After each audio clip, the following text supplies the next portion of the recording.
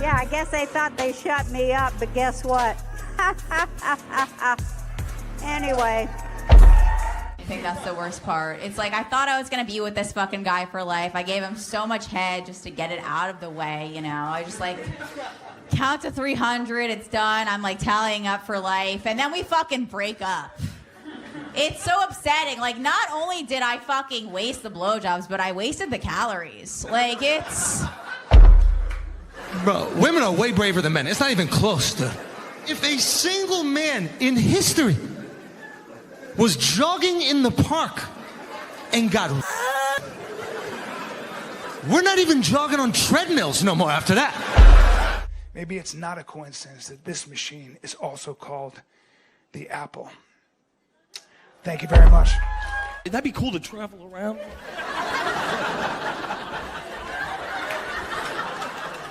Coil up in a little ball. It's Dunham. Now, when you look at it, it says Dunham, just Dunham. Ham. You're the other white meat.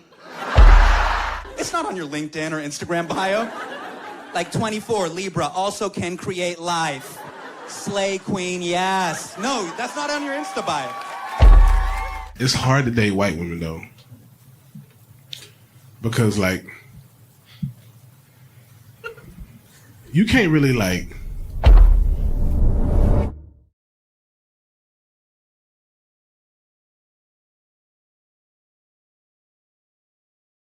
It's the night, a right time for laughter. We have the guys to fill the custard, even though one is a jar of mustard. Thank God it's Tuesday. We take a look at comedians, and Charles used to be one. We have a lot to say about comedy. Can you believe Gray is a jar of mustard? And then there's Lapsed. What does he do? And why is he here?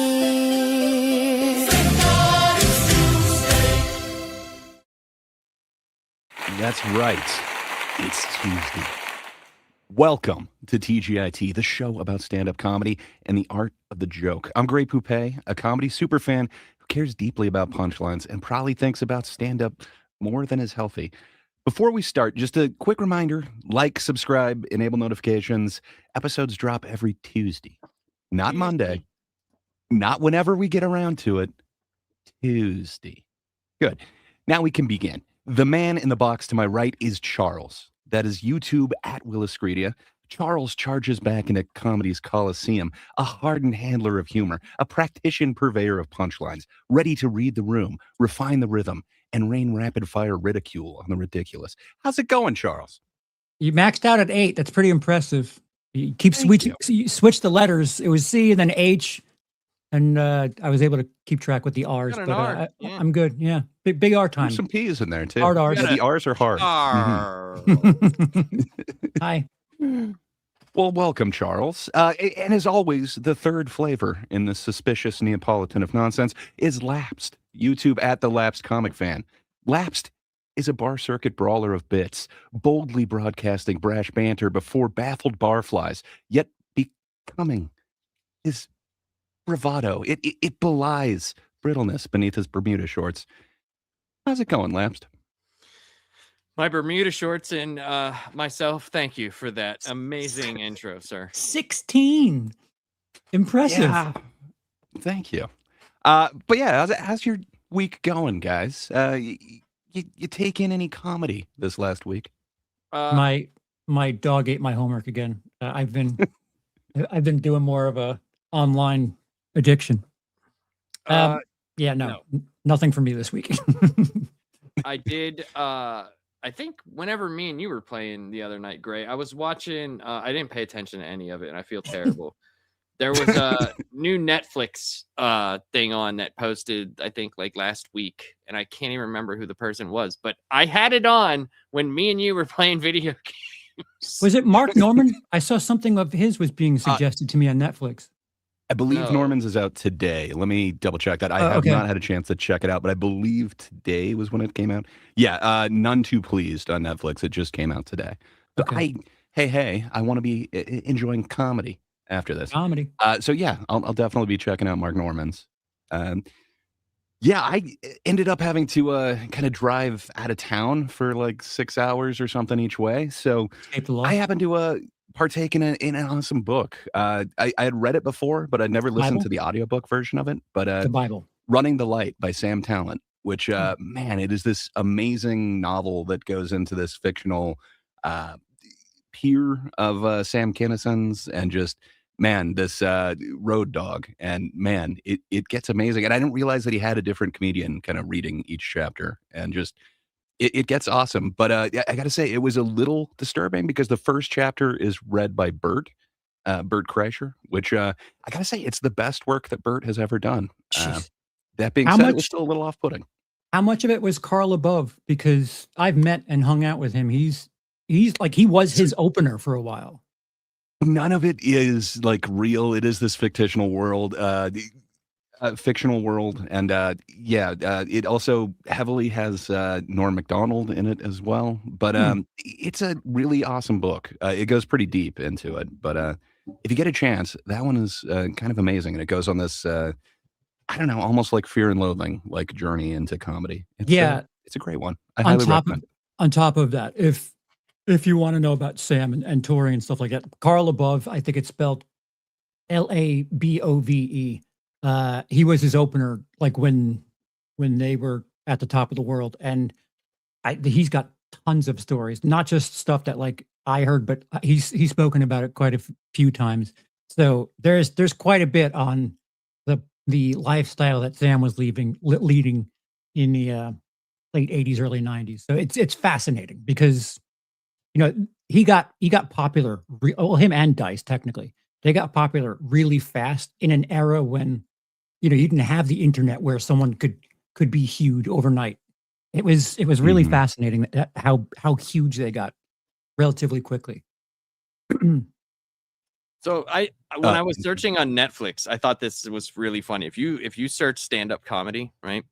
A couple of the categories. There's top results, and then there's high energy comics, and then there's celebrate Hispanic heritage, and then the next one is cringe comedians. No. It is a genre. Out of curiosity, who are a couple that are in that cringe comedian category? Me. Let's see. There's I don't have my glass. Jordan Jensen. Oh, wow. Really? I don't find her to be cringe. It's definitely off-putting. This is a special where she really focuses on one subject, and it's kind of her father and her odd love for them, for him. But yeah, Dusty Slay. I don't see him as cringe either. He's kind of like Judah Friedlander, but a little bit more redneck. I can't see what this. It says Steph something. The special is called Phil Steph Queen. Tolev. I love Steph Tolev. I think that was my wife's favorite one from last year. And then there's Fern Brady, Pete Davidson, Bo Durham, Bo Burnham. Bo Dunham. Bo Burnham. Yeah, Burnham. That's the one. And then May Martin and a couple of other people. I need a Dimitri definition Martin's on there. of cringe because I don't know if I understand what that word means at this point. You know what, man? It's like every other word that loses meaning. You know what I mean? Like, you know how that happens. It's like, who's defining it? You know what I mean? Right. Especially in such a subjective thing that we all know this is all subjective. Yeah. It is subjective, but you know what's not subjective? Science. What can I say? Maybe we should get rid of the subjectivity and just leave it up to science to find out your guys' comedy preferences, just to keep everyone honest. I think you found out as well. Apparently, Charles is a doctor when he's not here. Oh yeah, I saw him. He dabbles. One surgical glove, mind you. I lost the other one. He only needs the one. We He's won't like say Michael Jackson. where. Well, lapsed, sir. Yes, we sir. have some scientific blind rankings where all I'm going to need you to do is just without knowing what's coming next, just rank your favorite comedians, 1 through 5. All right, man. Carrot Top. 4. 4. Okay. Michelle Wolf. 5. 5. Okay. William Montgomery. Oh, These are all Carrot Tops. No. they're all What are you talking gingers. about? He was No. the first one. No, I know. I'm just talking about the hair color. I'll give him 3. I give you stuff about shit about William Montgomery, but there is some funny. He does some funny things. I've watched a few of his things that you told me to, and I will say, it is very different when he's not doing his crazy yelling man stuff. Yeah, it is very different. I did that It is too. very, very different. I agree. I like his the writing. character of William Montgomery, but so do you. You gave him 3, so I appreciate that, sir. No, I thought for sure this would be a 5. This is why we got to leave it up to science. Depending on who is next, I might have even ranked him higher because I actually am turning. I don't like the kill Tony stuff he does. I just don't like. Maybe I just don't. Maybe it's just not for me. But that's I liked his actual stand up. That's him doing new stuff, though, isn't it? Isn't like him trying topical stuff. It's just like fresh. Yes. It is 100% fresh. Yeah. Well, speaking of Kill Tony, and who else could be here? Fiona Cawley. All right, 2. Yeah, she's funny. 2. Huh. So that means your favorite comedian is, of course, Kathy Griffin. Oh. I mean, it's not, but yes, for this. For the sake of the science, yes, Kathy Griffin and me go way back. And you can see when she first met me, she was on the left. And then after I talked to her for 2 seconds, she looked like she does on the right. So, you know. What, Andy Dick and drag? Well, that was after the Trump head. That was after the Trump head. She had to go away for a little bit, so she decided to be Andy Dick and drag. Well, thank you, Lapsed. We now have a complete user manual for what makes you giggle. We appreciate that, sir. Show me some Kathy Griffin, and I will be laughing. You giggle. Charles, sir, I'm going to have the same thing for you. I don't even know there's 5 more ginger comedians left. If you could blindly rank without knowing who's coming next, just your favorite comedian, 1 through 5. Louis C.K. Oh, there's a ginger. Yeah. Ooh. Yeah. Is it smart to give a 1 this early? It's up to you. I'm just judging the art, right? Yeah. Yeah, I'm going to give him 1. He's really good at what he does. He really, really good at what he does. He set a certain pace that everyone struggled to follow. Yeah, everyone's trying to do a new set in a year, and it's like you can't. You can't. Not everyone can do that. Jim Gaffigan.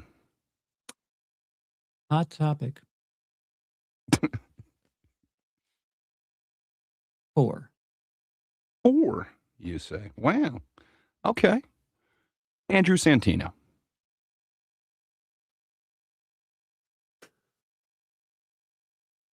3. This is gonna hurt. Got 2 and 5 left. This is gonna hurt. Dennis Leary.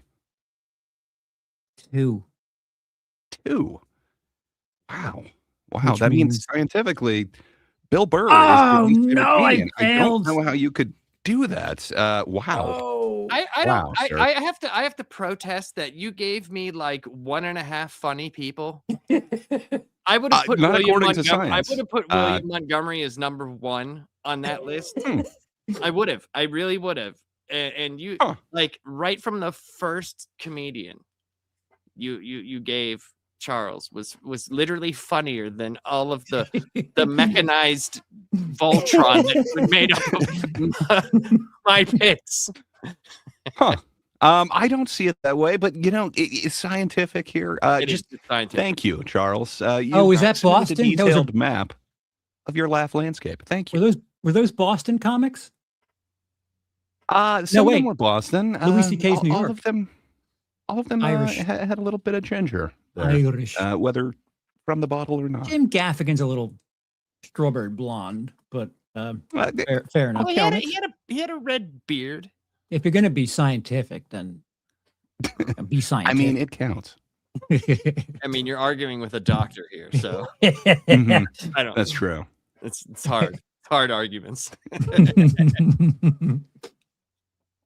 Well, that was fantastic. That was a good one. That was a good one. I think that limbered us up a little bit. What do you say? We've got a big show. We got a lot to get to. Should we just jump right into the bucket polls? We should. Oh boy. Okay. I'm excited. We got a little song about that. Next name called, same damn hope, same short walk, same tight throat. I know it's rough, I know it's cruel, but I keep watching the bucket pull. Is it bad that I like kind of jam out to clanker music? Is that bad? I was doing it. I got to get ready for this, so just hold on. Okay. Whatever you need. Here we go. Okay. No. Okay. I appreciate it. So You seem more in your natural habitat. So to re-clarify the rules, there's four possible gifts: notebook, small book, medium book, large book. We're judging the material. We're not. Is this one of those that has the odd, the mini small? That's a medium. Okay, no, just normal. There's no 1/8 or anything. It's just okay. No small, medium, large. And if I do get a time where a golden ticket's given, I'll throw that in there too. But we're judging based on those. And Even though we do understand that Tony is not basing just off of that minute, there is an interview involved. We're just saying what we would have given, and if there was justice out here, I got you. Right, rules. We are not showing the interview, but we can judge based on what Tony is doing. Well, let's look at the first poll.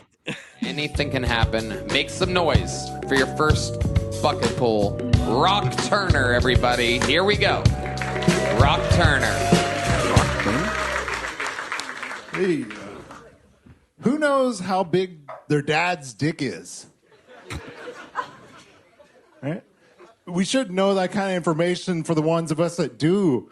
This shit's fucking crazy. My dad hated wearing clothes. And like, my dad, I know how big my dad's dick is. It's seared in my brain. It's right there right now. Hey, I see you. Unfortunately, he was a nudist because he had a big dick. My dad's dick was so big, it had abs. It had a Netflix account, paid its own bills. It was the only one of us that he was proud of. It's better than mom, though. You imagine your mom like leaning over to wake you up for school in the morning. Her left tit grazes your forehead. Honey, time to get up. Oh, God. Mom, get your tits out of my face. I'm not 6 months anymore. Tony? I mean, it was a strong finish. I do like the throwing to Tony right at the end, but what the fuck was that, man? Okay, so you're going to get up in front of hundreds of thousands, possibly more, and talk about your parents' genitalia? Don't millions watch this? I would say so. I was being conservative with my estimate. Okay. Dude, that is so strange. So hold on. To be fair, first of all, he's like ultra nervous. You could tell it, like he's just chewing every word. It doesn't sound like he's a veteran of this. He doesn't have that stage comfortability. Just because he's talking about it on stage doesn't mean it's his lived experience. Like this goes into that lying territory where we don't know if that's a thing. He also, that the dick had abs, that is a different tag from someone else's joke where they talked about something, and I don't remember which comedian is, but someone made a joke about someone thing being so large it had abs. But doesn't it also go back to like Dane Cook? Wasn't that one of his tags to like the super finger thing? It I might say that was. If not, there's it's an old joke. Like that is not a new tag on this at all. Yeah. It does seem somewhat hack to throw that in there as well. Laps, what do you think? Should he be talking more about his parents' genitalia? I hated every second of this. This was awful. Awful, awful, awful. No book. No book for me. How many punchlines did you guys Okay, count? he Well, had 2, I guess. he had what he thought were punchlines. Mm-hmm. Like, I think he really thought when he was like, it's seared in my mind and it's there. Hey, Dad's dick. You know, like, I think he thought that was He gonna thought abs kill. too. I mean, Yeah. dude, when he goes home tonight and he redoes this in front of his cat, it's gonna kill, dude. It's gonna kill. But no, the parents don't like it. I guess there's a third punchline too. The like, I'm not 6 months anymore. I don't know, man. Just Is none it of though? landed. I mean, There's jokes there. They're just not good.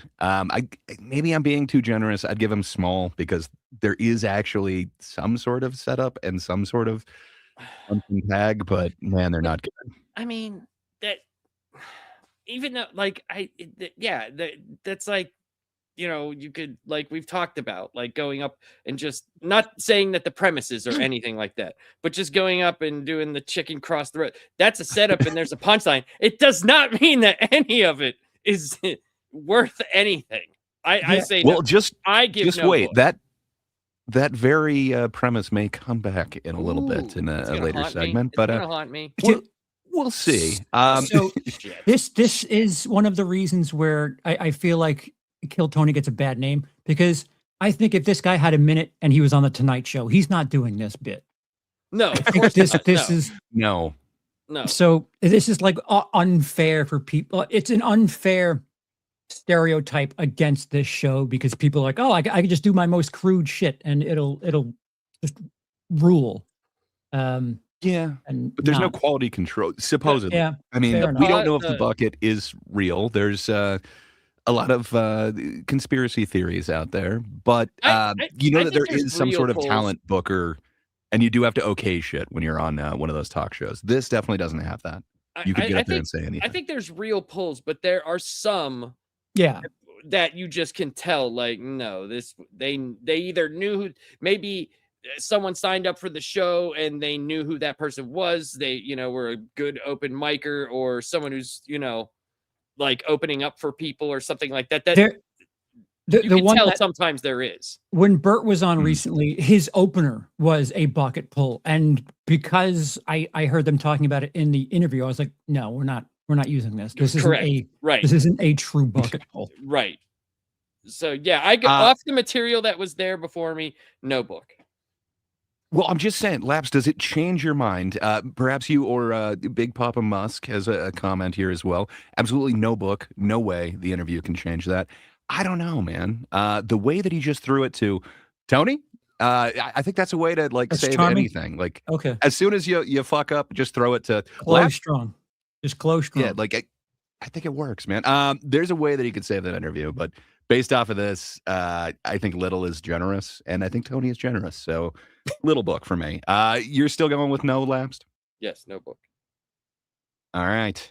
I'm Let's going off see. the material, not what I think Tony's going to give him. I'm just going off of what I would give them. Justin says this show is so fucked, so medium joke book. You see, Justin gets it. Well, let's see who is correct here. Sure. All right.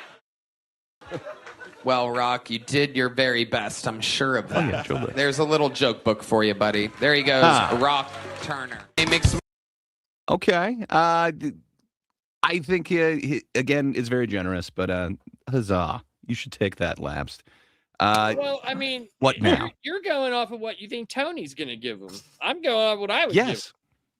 That's what. Well, the result is what Tony gives him. So yes, I am trying to but we're supposed correctly to guess what this. we would give him and see if it matches what Tony and the crew would give them. And I was very serious about it. I think there were at least punchlines, setups, and a tag.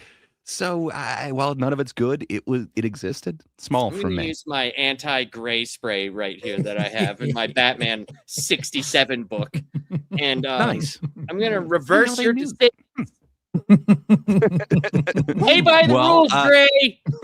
Oh, I am. I'm honoring these rules, and I am right up against the line on this.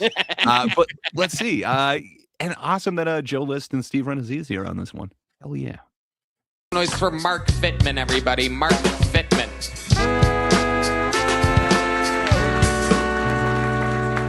How you doing, everyone? Nice to be here. It's coming up on Oscar season, and I used to be into it a lot more. Last year, I saw the Best Picture, Nora, and the first 20 minutes of that movie is all sex, and after that, I kind of lost the plot and just zipped up and left the theater.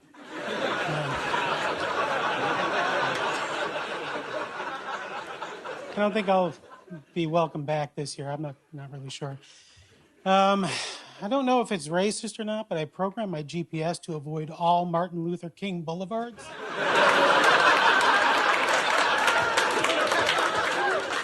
Just figure I'll bypass that.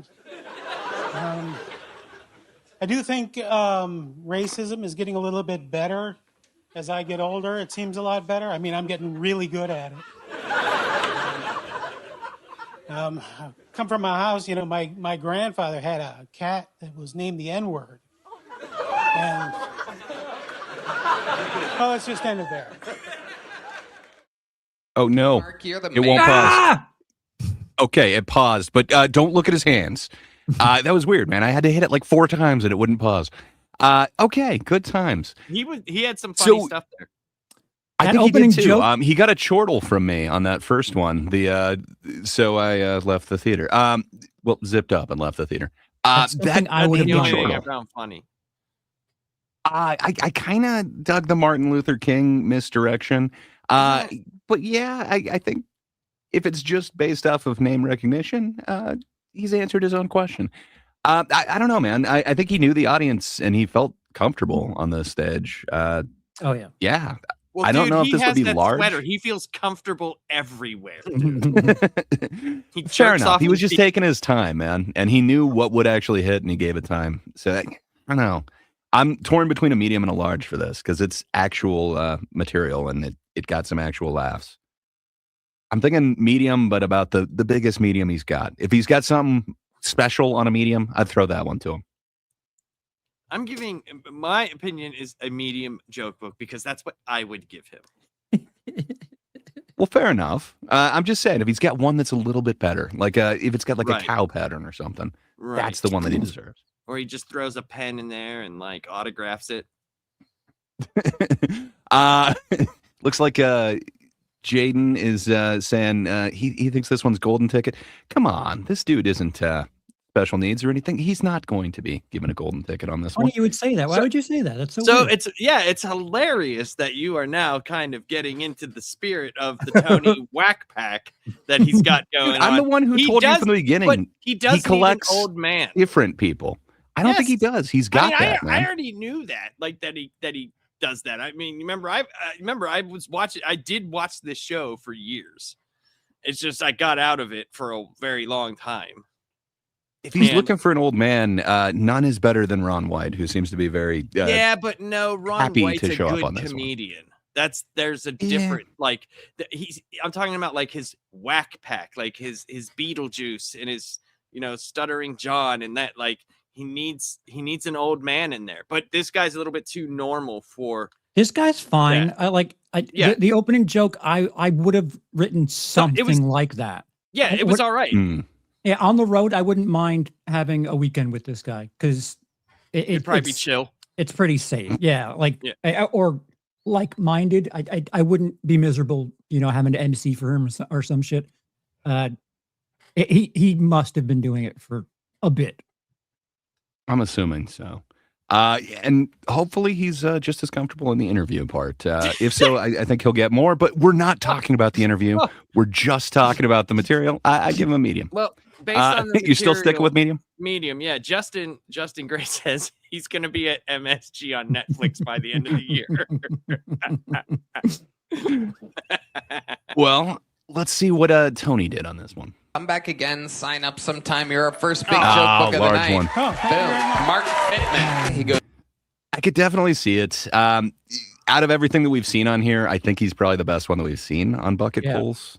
Like Troy said, he's probably the most polished one we've seen in a very long time. Yeah, I think so. Yeah. So out of all of them that we've seen, I think that's the most justified. I still think I would have gone medium, but who knows what happened in that interview? Sorry, you were saying something, Labs?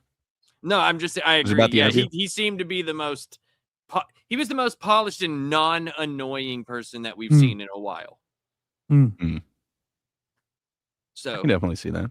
yeah, I Well- can understand the big joke book. I would have gone medium, but that's that's just me. Yeah. Well, surely we can't have two good ones in a row, right? Life's not that good. That's right. Don't call me let's sure. see. This is by the name of Saul Wilson. We're going to meet Saul together. Saul. One more time for Saul Wilson, everybody. How's it going? You know, the modern world is different. Brownie points used to mean one thing, but now it means a higher chance of anal. And if you remember, there's a pilot shortage. I'm not sure if it's still going on, but begs the question, did anyone ask the band 21 Pilots for help? I know their sound. It's not that complex. I bet they could have spared like 16 or like 17 pilots. I find it strange that we name storms after people. Like, is that like all like ex-girlfriends of ex-boyfriends? You know, just like a meteorologist looking forward to a hurricane. It's like, yeah, like you like my brother more, Katrina. Let's see if there's a hurricane coming. Yeah. But then I realized we even name. And then I realized we even name diseases after people, like leukemia, named after some black lady somewhere. There you go, right there. That sums up what people think they can do on this show. Right there. I don't think that's it for him.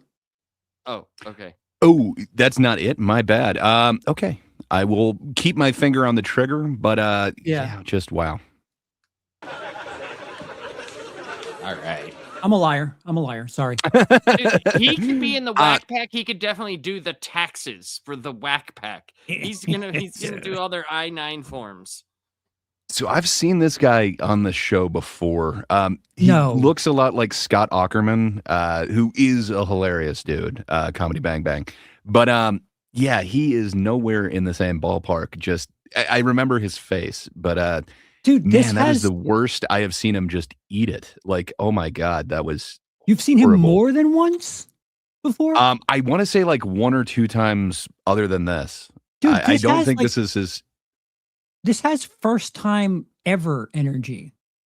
I'm telling you, he's first not. time holding a microphone energy. Right. Oh yes, that's right, Jaden Hot Saucerman. Yeah, no, I don't think this is his first time. I think he's been doing it a while. He was comfortable in that thing. When you talked about that Netflix category of cringe comedy, this is cringe comedy to me. Like, yeah, I'll say. It was painful watching him. Like, I couldn't help but grimace. And there's just, you hear a lot of, I think, Charles, you even have seen this before, and you couldn't help but kind of do that as well. The like, dude, that's cringe comedy. Like, 16, I don't know who would like this. Pilots tag, just. Oh, God, well, he doubled down on it, though. It's like, okay, so when you don't get the laugh from 21 Pilots, you're going to double down and be like, they could spare 17. I don't know, man. It's just so many bad choices here. Yeah, I'm going no book whatsoever. I'm assuming he got one in the past. Just tell him, hell no. Use no it. book for any of the material that I saw. I would give him no book. It's depressing that it's been on more than once. Like this is I'll try it energy. Saying Boo earns on Martin. Justin. I know I've seen him at least once. Maybe it's not multiple times. It just kind of stuck with me where it's it's like Hot Saucerman, but not funny. Yeah. But let's see what Tony thought. Okay, Saul, you're gone. Get out of here. Go. Goodbye, Saul. Thank you so much. There he goes. Like I was saying when Mark Fitmoon was up here, sometimes you get someone a little younger, doesn't quite get the interview process of the show, doesn't have a wealth of life experience to draw from. Wait. So I know that we're not focusing on the interview, but somehow the interview was worse. That's what I got out of what he was just saying there. Yeah. Huh. I'd kind of like to see that interview now. It's awful. I'm just saying. It's awful. Huh. Like Tony's asking him questions for things like just to get a story about him. And he's like, so how long you worked here? Not long enough. How long you been doing this? Not long enough. Someday. Like he's just not doing interviewing at all. It is bad. Yeah, the interview would have got no book either. Ooh. Yeah. Well, they can't all be polar opposites. We had the big book, we got no book. I predict there will be a book involved in this next one. Let's see. Coming up? I think so. Answers every question with not enough. Great energy, though. Unbelievable. Next bucket pull goes by the name of Ty Marion, everybody. Here comes Ty Marion. Oh, winner! Here we go. Ty Marion. Actually, since my accident, my dating life has sucked. But last summer before it happened, man, I was fucking killing it. Like I was dating one girl who told me she wanted me to talk more during sex. So I did. And then she got mad and broke up with me. And I was like I kind of think this is your fault because when you told me you wanted me to talk more during sex, you should have specified that it was to you and not on the phone. But you called my dad. I'm like, yeah, because we're like cool, and I feel like you should have known that, especially since your dad and I graduated together.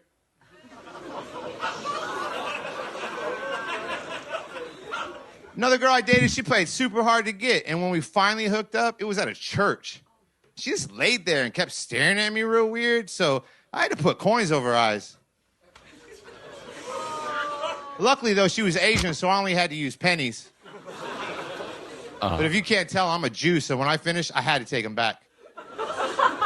Thank you. No, it's doing the same thing again. Dude, this really sucks.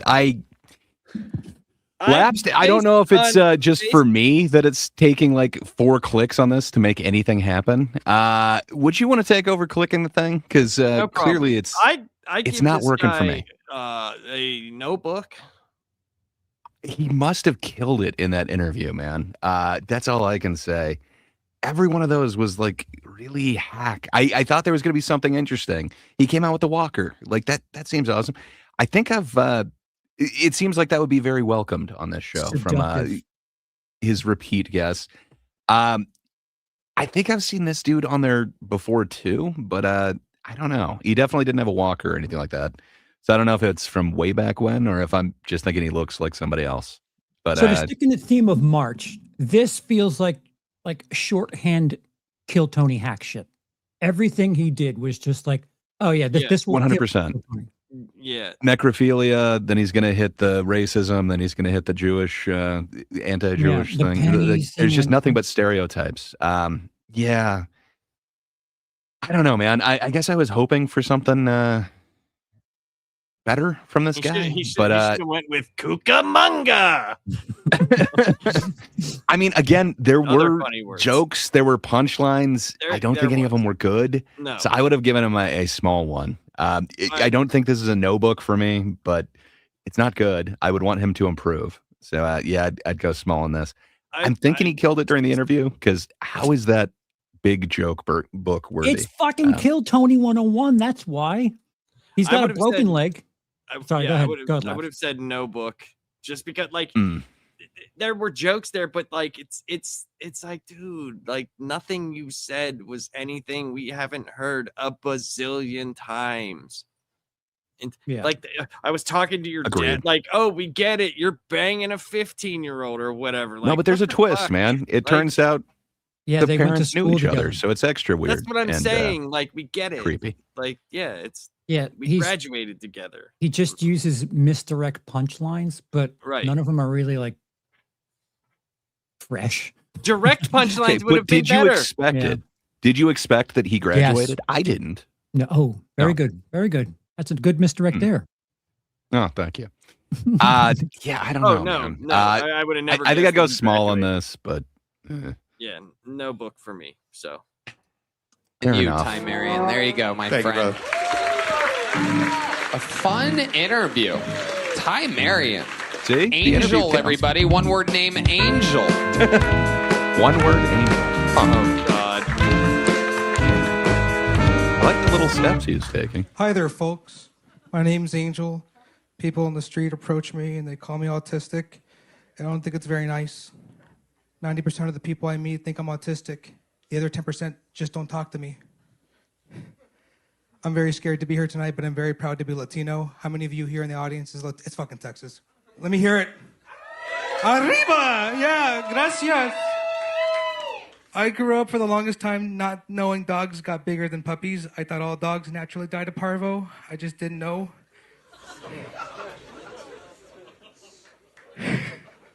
I grew up with the Latino stepdad, and he was great until, occasionally would just drop the N-bomb at Walmart, like out of nowhere. Like, what's going on, I'm like, you can't be saying that in this Walmart specifically. Where'd you fucking learn that word, Dad? He goes, at work. Well, you shouldn't be using it. Unless we're at Home Depot, when we got people behind our back, we got the wetbacks helping us out in case of a race riot, right? Oh, God. I hate this guy. I'm bad at dating, guys. Thank God. Let's fucking... All right. Dead Pause it puppies, though. early. You weren't expecting he was going to talk about parvo. Come on. That's the only one that had any sort of pop at all to me. While I dislike that one, it was not a twist I was anticipating. Everything else seemed very, very hack to me. I didn't like him. It's not very good. Yeah, I mean, he had the maths joke. He's going percentages. Yeah, I don't know. I don't get it. I guess I'm going small book on this. Again, if I'm going the same standard, I see some jokes and there are punchlines. They're just not great. So this definitely ain't medium for me. So I got to go small. I'll say this. At least he had one joke that had a punchline that was at least something. I'm not saying it was good. But it was better than the people that had no book. But if it were me, I would be like, you need to stop. So you need to go home and stop. Dude, when he did the whole the race war and go to Home Depot, it's like, yeah, it's not an established bit. It needs if it's something, it needs time in the oven because it's an idea. It's not a joke yet. yeah, no, yeah. I give it no book. No book. I'm going small on this one, but all right, well, let's find out. I can't see him going nothing on this. The dude's autistic. He's gonna get something out of this. Well, I'm going off of what I would give it. That's what we're supposed to do. So yeah, I am too. I gave my reasons. There were jokes. They weren't good. He gets a book. Gets over with. Angel. Jesus Christ, man. He's in parvo and your stepdad, but the interview was unbelievable. There's a big joke, but go shove it up your ass. Shove it up your ass, Angel. Okay, so he happened to mention the parvo thing, and the dad the race war wasn't great. So, all right, he did mention the interview was amazing, though. Seems a bit unfair. Definitely doesn't seem like a large book thing to me, but I don't know. It didn't seem like a medium book thing. That interview, though, I have no clue. Maybe give him a small book, if not to train him how to write jokes and not tell things that are ideas on stage. But that is open micer, big time. When I like I said, I give the guy no book. I would tell him to quit. Go home. Depending on how long he's been doing it, I don't know. It feels to me like he's been on stage less than 10 times. Probably. Yeah, I have no clue. He was kind of comfortable. He was taking little steps to get out there. I don't know. He looked less nervous than some of the other guys that we saw tonight, but I could not tell you how long he's been doing it. Some people could have some chemical strengtheners. People are different with standing in front of a crowd. Like Lapsed would be fine because he just doesn't give a shit. So crazy. A lack of fear and a lack of experience are kind of different. Yeah. Yeah, because I know whenever I did my first public speaking, like I said, I was super nervous beforehand, right? Mhm. But like knowing it's you're going to be gone there longer than a minute, you know, maybe the minute thing like does fuck with you, because it's like Yeah. you have to, if you're, I can see if you're not making anybody laugh in like that first joke, like sometimes you're in your brain, where do you go from there? Yeah. Do you just continue doing what you're doing, or does it throw you off? You know, there's people that might just totally screw them up and they don't know what to do after that. Because there was a couple of times I said a few things where I was like, ooh, did I say that right in my head? I was like, did I mess up what I was supposed to say? And I didn't want to like look down or look at, you know, like not have the attention of who I was speaking to. So yeah, but that though, like it just sucks. Like we've talked about, that it's a comedy show where it's really not based on the comedy. And that's hard, man. Mhm. That's a hard pill to sell, you know? Mhm. That's Well, rough. You know what is based on comedy? I do. It's our next bit. Hey, Laps, I think you got a little something for this, don't you? Yeah, so we've been going through March Hackness, man. I mean, it's been pretty crazy. And we got all the votes been in, right? Everything's tallied. We are in the Elite 8. As you saw from the intro video, we know who's been eliminated, but now we're going to see what the next matchups are for the next round. And we're going to do these at random. So let's put our hands together for this next selection. So here we go. We're going to have it pulled from card packs. So I hope you like it. And here we go.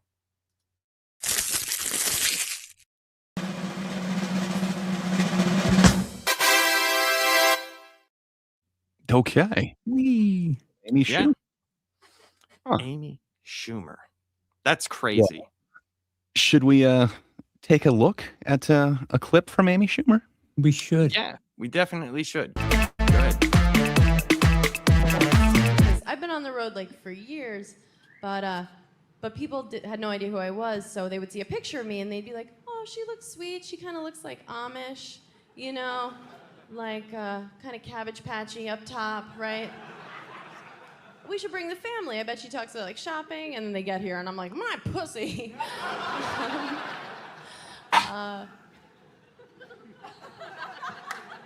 But it's way better now because like a lot of people saw that roast and they just are like, "Oh, she's like a bad person, so that means you guys are dirtbags too," and I appreciate you coming out.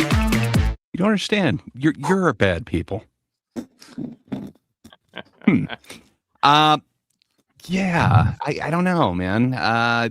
There was a little bit of self-awareness. Obviously, she had seen or heard the Cabbage Patch comparison. I feel like I'd heard people use that as an insult on her before. She's got a full face. She's owning it. That's awesome. Other than that, in lieu of a punchline, just kind of say vagina. I don't know. But if you saw her card, her hack trait is like stealing 268,000 jokes per set. So I mean, she's doing unbelievable work.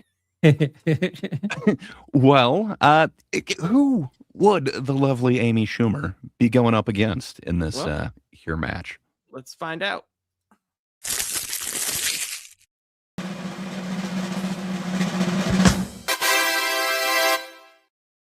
Oh, huh. Whitney Cummings, you say? Huh. Well, I happen to have a clip from Whitney as well.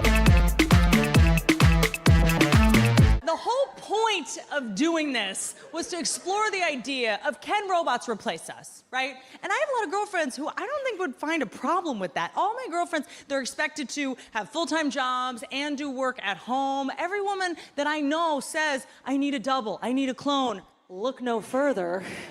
I would love for her to replace me. I would love for her to get good at stand-up and tour all over the country so I can stay home and drink rosé all day. So let's see if she can replace me. Let's see if Bear Claw here can make you guys laugh. All right, Bear Claw, tell us a joke. Why did the robot cross the road? To kill all the humans. Ha ha ha ha ha ha ha. The whole You don't understand. It was a cross the road joke.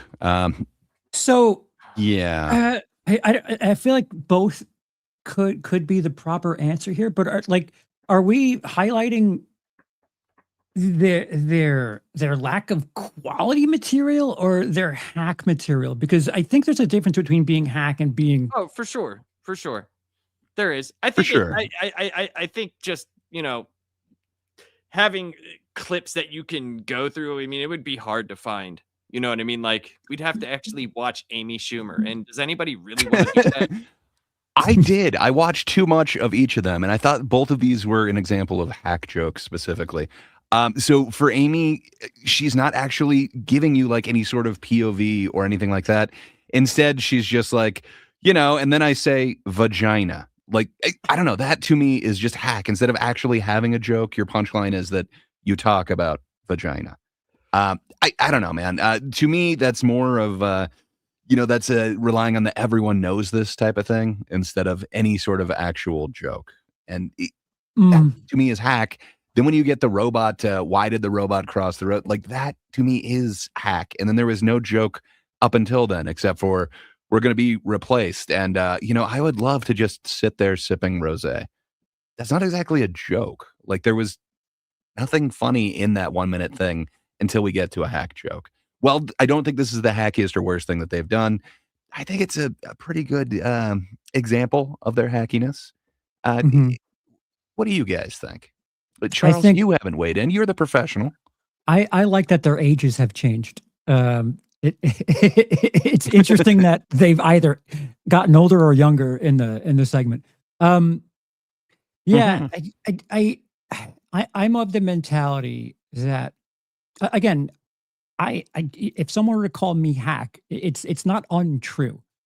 I think hack is something that's safe, something that will work and doesn't really it's not really special to any one person. Like if anyone can do that joke, it's not really something that you're doing. I would say it's hack if anyone can do the same thing and get the same response. Amy Schumer's face is the joke.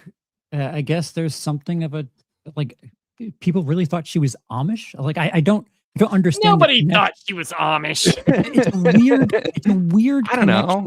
Like what is funny about it though? I don't understand why is a Cabbage Patch face also Amish? Is it funny because she talks about her pussy? Like I just don't get it.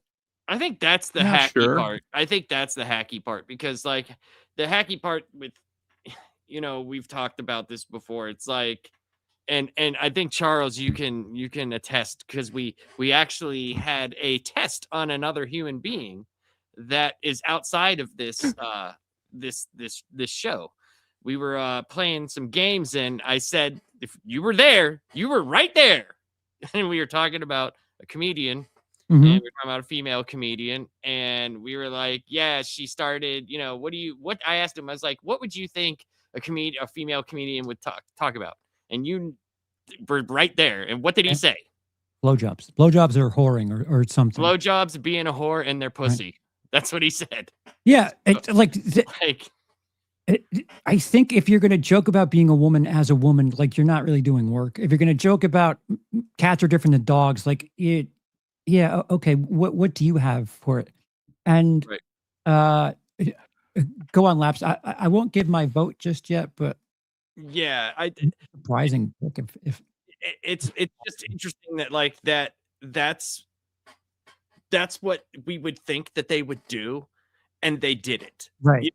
And there's so many other female comedians that are so much better that talk about actual stuff. Like when we saw the other week when Gray had the compilation, there was the one lady that was talking about living upstairs in her mom's house and her mom's friend coming over. That was fucking hilarious. Jessica Curson, yeah.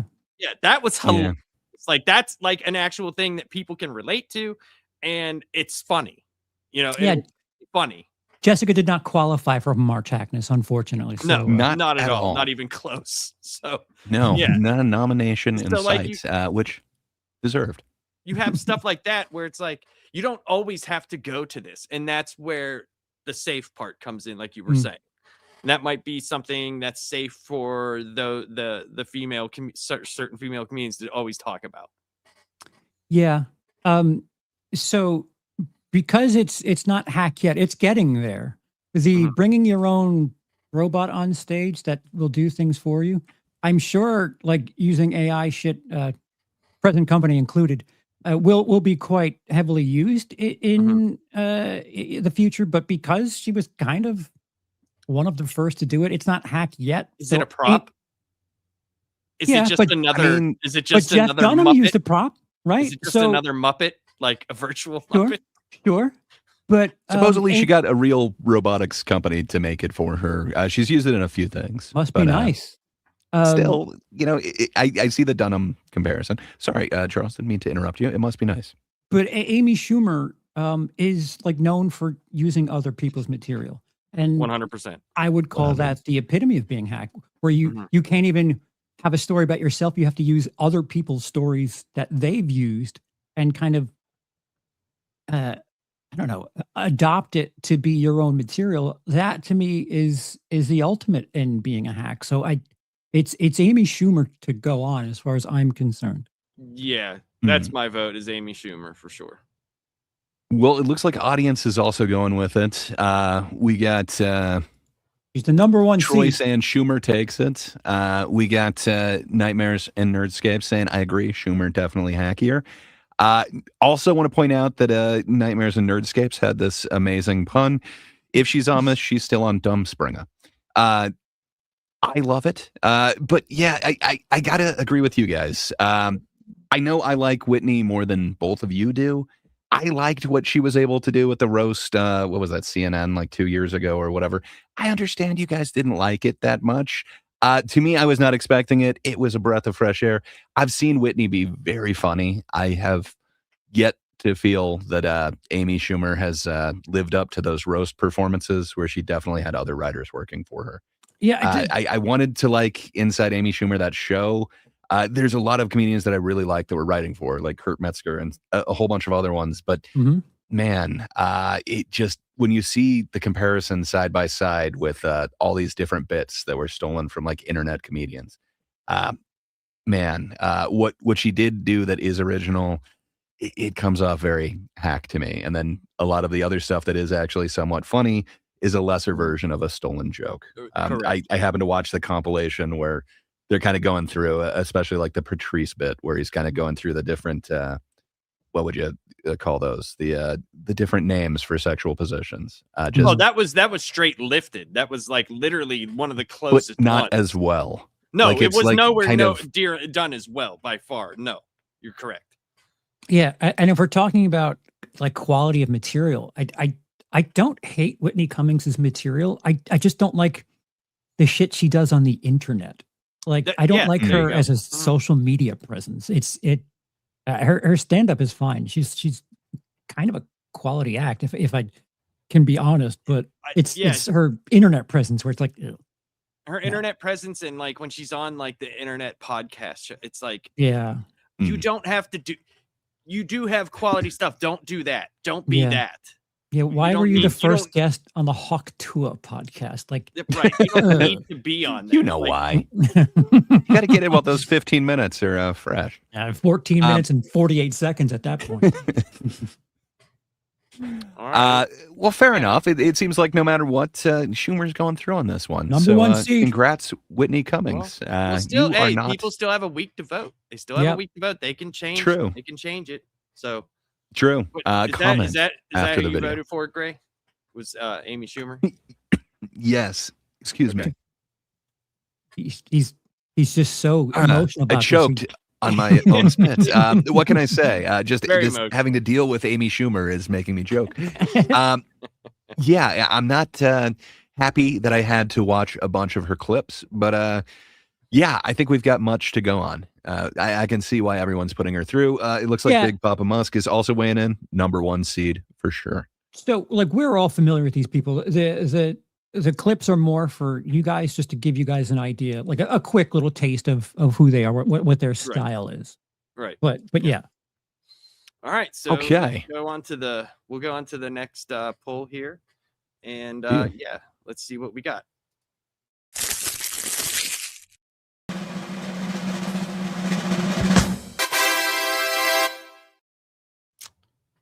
Bert. Bert.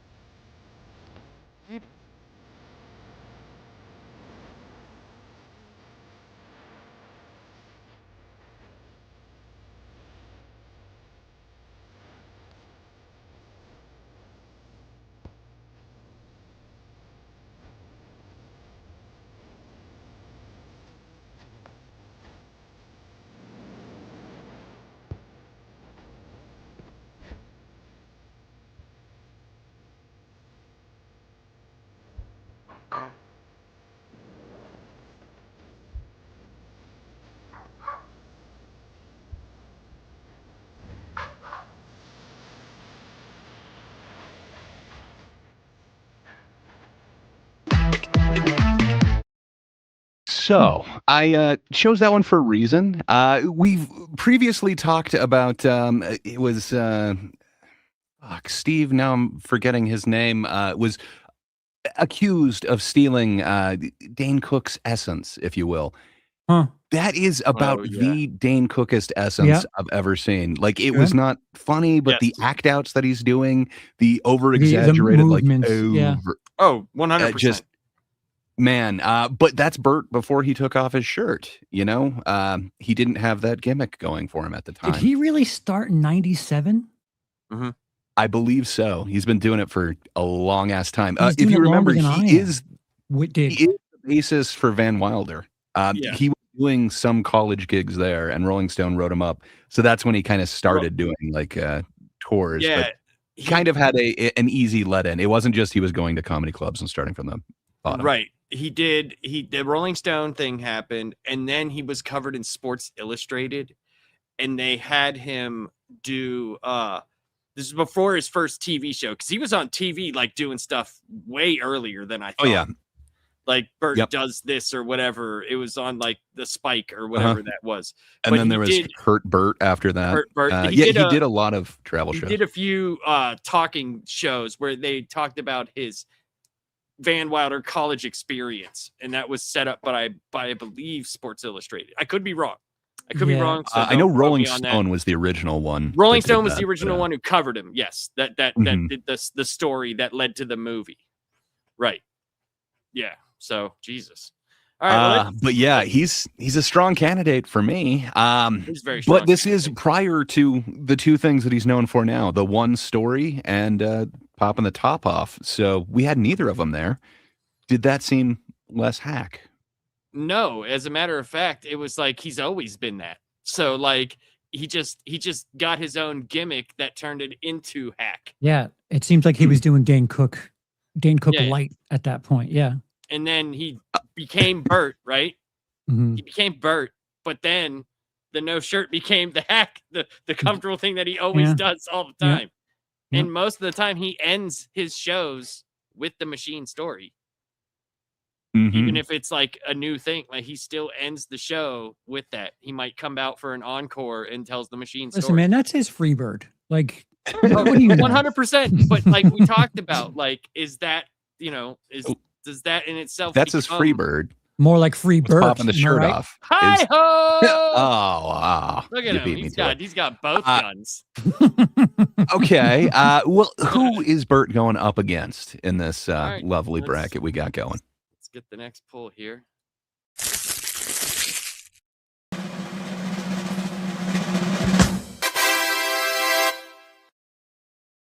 Huh. Ruh-roh. That was a lovely picture. All right. So, is it possible that Joe Rogan can't like picture images in his head? Like, would it It's be very an possible. aphantasia thing? Because the way that he was, kind of thinking demonstrating reading was not staring at the book, but kind of looking off and being like, not seeing it is better.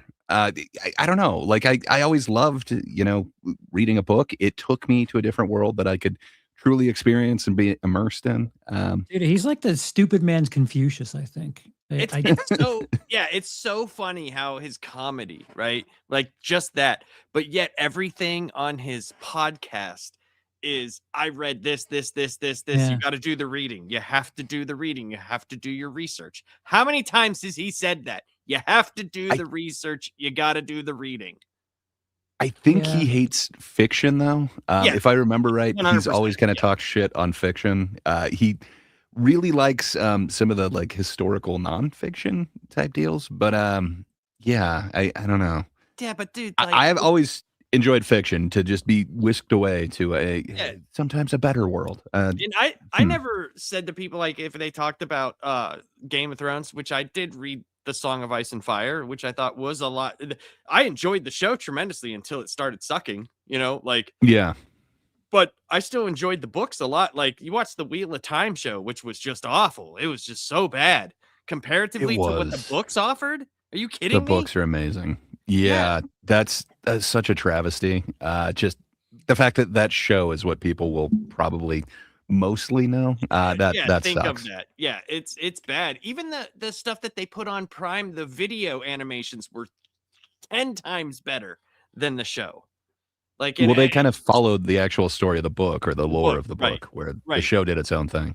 Yeah, and it's just one of those things where it's like, dude, like we've heard that joke a bunch of times. I've heard that many times from different people. Oh, he did it. He added his own twist to it. That's for sure. That's true.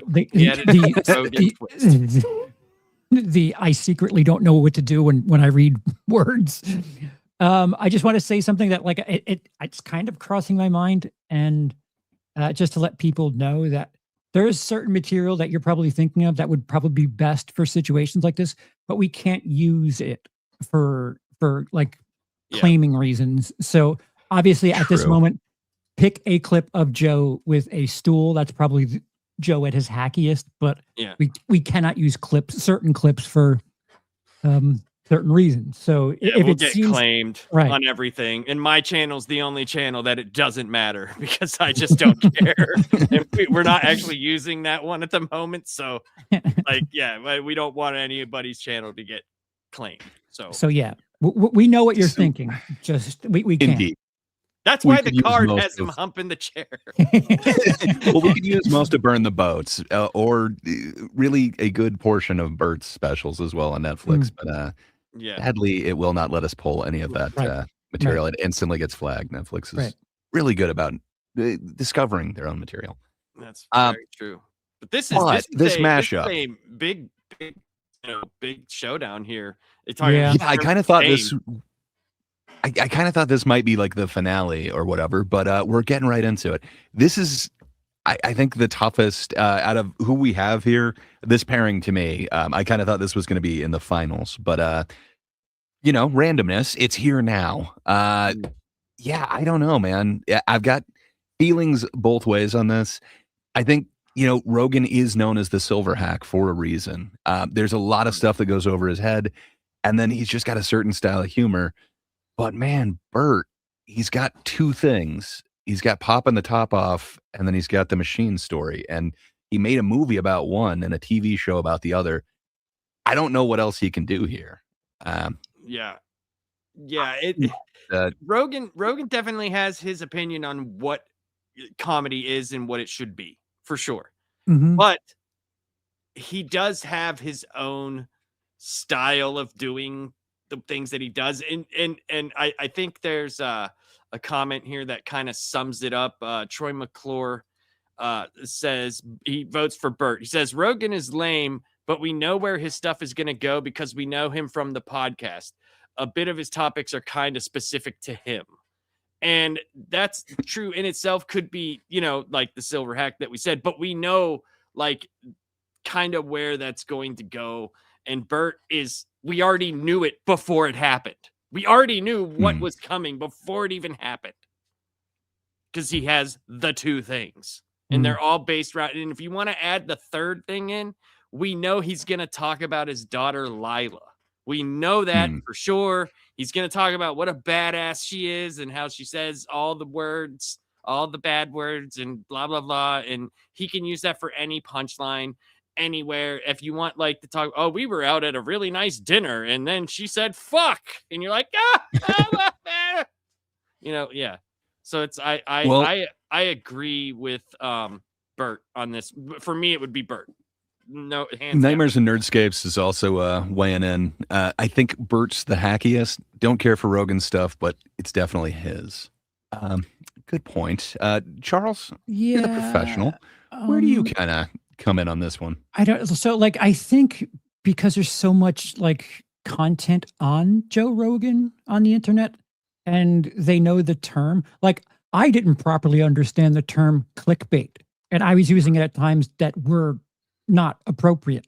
I think the same can be said for hack, where, you know, normies use the term hack and have it mean not good, or I don't like that. And Right, that's or not bad material. Right. Right. That's not exactly the case for Rogan if you're not talking about him banging a stool, because like that's his safest thing. And it's like, okay, this is safe. Let me break out the stool. I think he's done a lot for comedy. You know, ask the entire city of Austin. It really is impressive what he's done for comedy. His stand-up I would call, you know, low B, high C. I never thought of him as a fucking stadium headlining comedian, but at the same time, you know, he uses that stool because like that's his living color bit where people are rolling in the seats. But Right. other than that, he's got a bunch of hours of material that are definitely different than let me take my shirt off and let me tell you this one story about fucking Russia in the 90s. Yeah, when he breaks out the stool, it's pretty hacky, but I the internet's definition, him not being like A+, I get that, but we're kind of using a different definition of or the definition of hacky. We're going to gatekeep. This is a difficult matchup, sure, for different reasons for different people, but I think if we're going by the definition of hack, Bert is it, and I would choose Bert. We do have one disagreement. Sean Sheridan's weighing in. He's Team Joe Rogan or Toe Rogan. So are you supporting him or like? I'm just pointing out that we've got a little bit of opposition here. So most of the chat seems to be leaning Bert. Both of you guys are leaning Bert. I gotta agree. Sadly, I think Bert is the epitome of hack. He's got one story that he's going to always talk about. He made a movie about it. He's got one gimmick that he always does. He made a show about it. It's really the main focal point of Free Bert. And then he's got one other thing. He has a way of turning every conversation into it's about him. Every interview where he's talking about somebody else, it comes back to him, and he's got to bring himself up. It's very much what Laps is talking about with his daughter Isla, but it's always kind of him. It just, I know where it's going before it gets there. And man, it becomes awfully awkward for me to watch. There is a certain amount of cringe to his comedy as well. I was wondering if Bert would possibly be in that Netflix category of cringe comedy, but apparently not. I'm weighing in as well that to me it's Kreischer, man. He beats out Rogan. Rogan's doing his thing. It's not for me, but it doesn't seem to be as hack. He's definitely got some hack bits, but man, Bert's got like 3 things and that's it. And I know exactly where it's going every single time. So Bert with a bullet for me. And again, to beat the dead horse, hack doesn't mean bad. Just so we're clear, we're not saying like hack is bad. It's just, you know, redundant, safe, whatever. Like I've said it 4 or 5 times. Yeah, no, it's fine. It's fine to reiterate though. It's fine to reiterate because people come in like there was a few randoms that came in last week and they were talking about Roseanne and we were like, yeah, it's voted on by the people. Like it's, you know, we might not think that it is that way, but this is voted on by people. So, you know, like this is what we're going with. So that's, you know, we're just trying to reiterate what we think, but you guys vote for what you guys have. Yeah, you have power. Use your power. Yes. Troy says one story forever, the Al Bundy of comedians. Hey, Polk High football, man. You can't touchdowns in one game. That's right. Well, let's go back to the hack pack. What we got next, Labs? All right, let's all right. next card.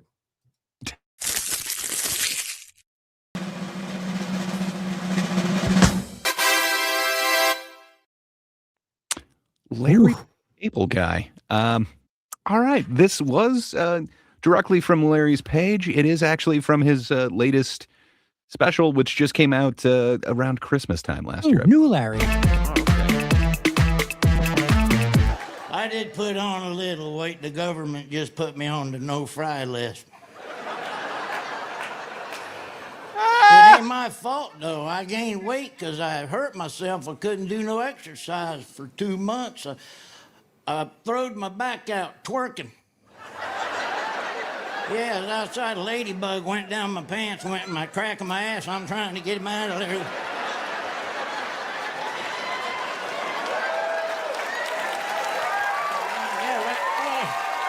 Threw my back out. All of a sudden, it come out right there, by God. It went in a ladybug, it come out a stink bug, by God. That's how it done. I bet you never guessed that that was where he was going to end that joke, the stink bug thing. Come on. What about the no-fry list?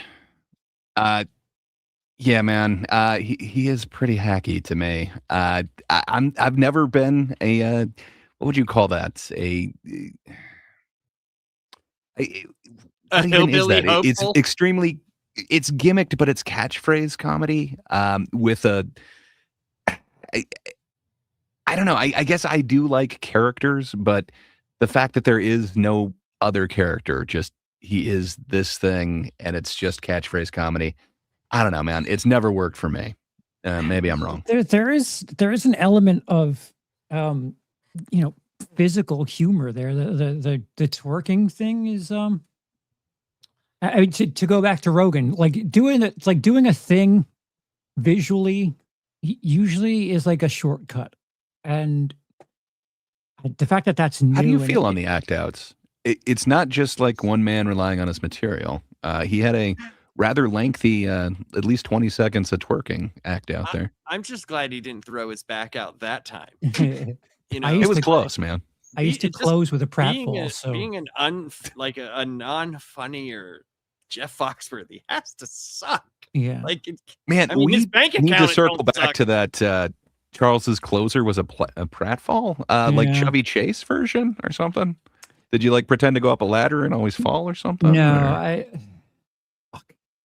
so I had a material about going to a supermarket and picking an empty aisle to fart in, and time after time, a kid would be running around in the supermarket, and once they hit that cloud, I would act like a child falling. I'm not proud of it, but they got strong responses. Smell the fart joke.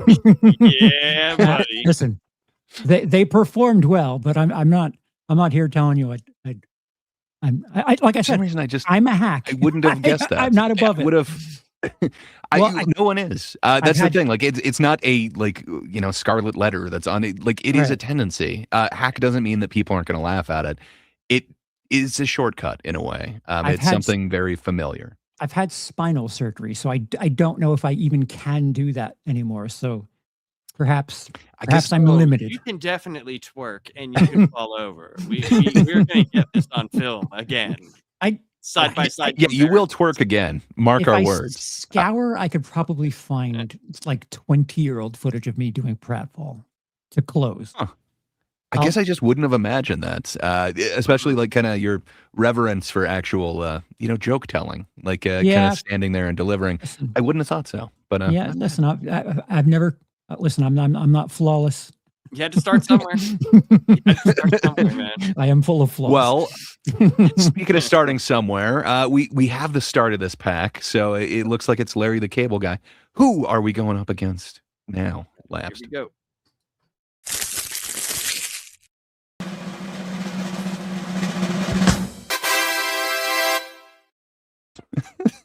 That picture, man. Okay, let's take a look at the top. This is the first prop that I went on stage with. When I was in college, I stole this neighborhood crime watch sign. Yeah. And I always got a laugh. It was on my dorm, and I was like, "Oh, that's funny. Where'd you get that?" And I said, "I took it." So I thought, what a great first joke. Walk in the comedy club and say, "Sorry, I'm late. I was in the neighborhood."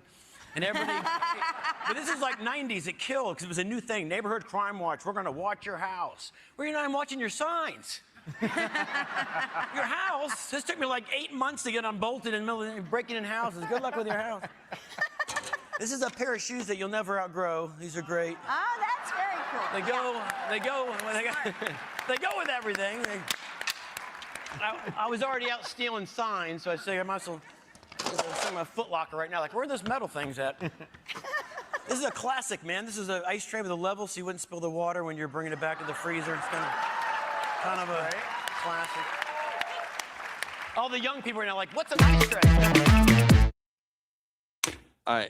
Is that an age thing? Do young people not understand what ice trays are? I mean, I guess most newer fridges do have their own ice makers, but I don't know.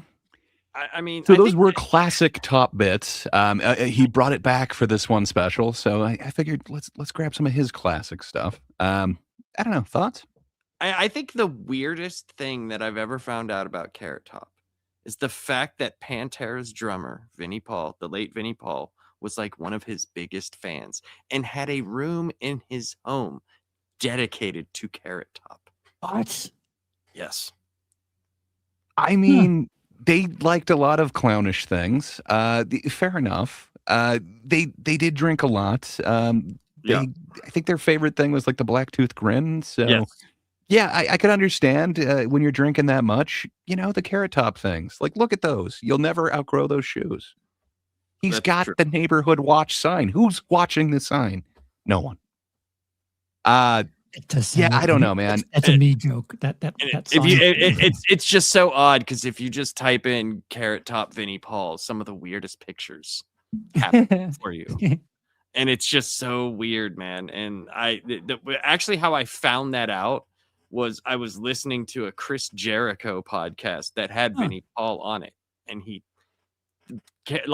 Jericho thought it was the fucking weirdest thing. He was like, I have to bring this up. And Jericho, isn't he in Fozzy or whatever? Like the band named after the bear? No, so I don't know. For him, it was Fozzy Osbourne. That's what it was originally supposed to be. still, I would assume it's Fozzy, the Waka Waka. So I don't know. It seems weird that he would be so off-put by the Carrot Top fandom, but I don't know. It's not put off. He just thought it was funny. He thought it was funny, like Carrot Top and Vinnie Paul just hanging out in a room that's dedicated to Carrot Top. Yeah, that's a little if there is anyone who is the iconic prop comedian, can you name one that's more iconic than Carrot Top? I think it's just more bizarre that Vinnie Paul, the drummer for Pantera, like the fucking, the guy who wrote our theme song for 5 minutes alone. I'm just saying, icons recognizing icons. Pattern double bass with ghost notes, that's Yeah. what I think of with him. And then he's just There was some groove in yucking there, it up man. with Carrot Top. It's just a very yeah, Scott Thompson? weird Of tandem. course. It's a weird tandem. That's all. Yeah, it's kind of like finding out that Barack Obama really digs the band Mayhem. Like, wait, what? Like, what? I mean, it's hard to Like, disagree man, with that. that Burzum split really hurt them, man. Whenever he just went out and killed, dude. Oh, He's a purist. really, he likes really the old messed up the stuff. band there, guys. Oh. Well, I don't know. Where do you weigh in on this? So you've got two kind of gimmicky things. So you got prop on one side and you've got catchphrase / character on the other. What is hackier? I'm just glad all these are going to be live on pay-per-view. I mean, we're going to make it. Oh, yeah. Oh, yeah.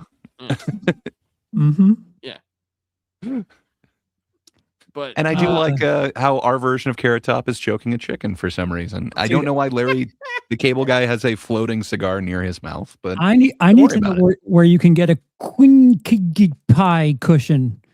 Where does one get a queen pie cushion? Well, right you there. don't want to use the name brand one because then you have to pay. Pie cushion, So, sir. They are the second leading brand. It's true. It's like Pepsi to the Coke. So I don't know. For me, I kind of think there is an icon between the two of them, and that is Carrot Top. Not only did Made by Vinnie the Paul and the Abbott brothers seem to enjoy his work, he is kind of the peak of prop comedy, where Larry, the cable guy, I don't know, man. He's got one catchphrase that I guess the military was quite fond of for a while, but I would not say that he's an icon by any means. And Dude, he does stadium tours though. he does. I think that's because of his proximity to better comedians, not only Ron White, Bill Engvall, but also the aforementioned, you might be a redneck if Foxworthy. I think all of them are. No. I think all of them are a higher tier than him. I think he really lucked out by being on that tour or that group, if you that will. whole group, yeah. Mm-hmm. Yeah, but I knew exactly where comedy, right? every one of his jokes was going. Where I didn't know what prop Carrot Top was going to pull out there, but once he did, I kind of knew where it was going. It is hacky, but he is still the elite of prop comics for me. Where even as far as catchphrases go, there's so many comedians that I like so much more that have also catchphrases in their thing. I got to say, for me, hands down, Larry is hackier. I don't know if there's beating him in hackness. For me, hands down, I got to go Larry. Lapsed? I don't know, man. I'm gonna have to. Me personally, I'm gonna have to go Carrot Top. I know this sounds. It's just like when you have so many props, right? That's just some don't go over, as well. Is that even to hit the crowd that he's playing? How many times have you seen him be like, oh, well, that one didn't work, and that's all he's doing. At least the people that go to see Larry the Cable Guy, like they're going to pretty much, we saw them laugh at him twerking. And Larry the Cable Guy never made chairman of the board. It plays. No, he did Health Inspector, and there was like all of these really shitty versions. Chairman of the board, dude. It had Courtney Thorne Smith in it. It's not as bad as you'd think. If we didn't have Chairman of the Board, we wouldn't have that amazing Courtney Thorne Smith, Norm Macdonald appearance on Conan. That is legendary. Just the fact that led to this legendary moment. I love me some Chairman of the Board. It sucks, but hey, Charles, what is it? Blacklight paint. Oh, let's do it. Just wait, man. Neon paint. It was a big thing in the 90s. Okay, so I enjoy that, but man, there isn't one joke that Larry has ever done that's kind of surprised me. I don't think he would play with any of the Kill Tony audience. You're right. That audience seemed to be eating it up. I think Larry goes over big in Branson, Missouri, but no, as far as 100%. in a regular audience, Carrot Top has been invited back to Kill Tony, I think like 3 times now.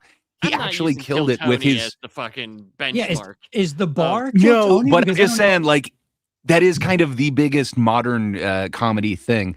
I don't think Larry would ever work with that. Somehow Carrot Top does, and the hackiness, the lameness of his props really works for that show. I don't know, man. To me, Scott Thompson is doing his own thing. He's an icon. I'm going Larry. Larry the Cable Guy is they're both definitely hacks. 100%. They both have their sweet spot that they've been doing for a very long time. I don't know, man. I just Carrot Top is definitely on my radar where Larry the Cable Guy is not even a thing in my life. Oh, maybe that's why. Maybe that's why.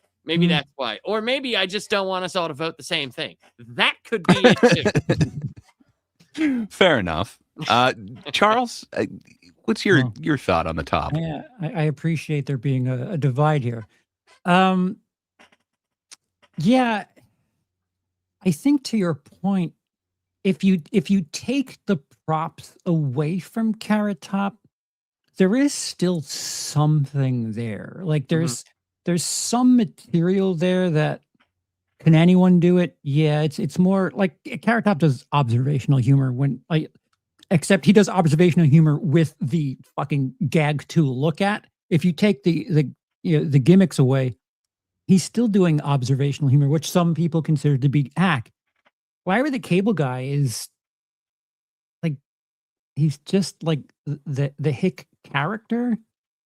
Maybe it went over your head. You don't understand. The ladybug became a stink bug. Come on, Charles.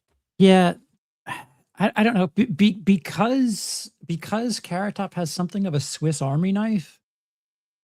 Listen, I'm not saying either one of them are incredibly 100%. unique, Yes. No. but I He's think on the no fry list. He can't fry anymore. yeah, I'm picking Larry to advance. Mm-hmm. I- There's a Troy makes a very good observation too. He says Larry, he is doing the fourth best version of redneck jokes on that tour in his prime. The Carrot is getting lumped into other version of Hack being lame, which he is, but he's more original for sure. Yeah, I think that's my sentiment. You summed it up quite well, Troy. It's a very good observation. Trust me, I'm picking Carrot Top because I believe it.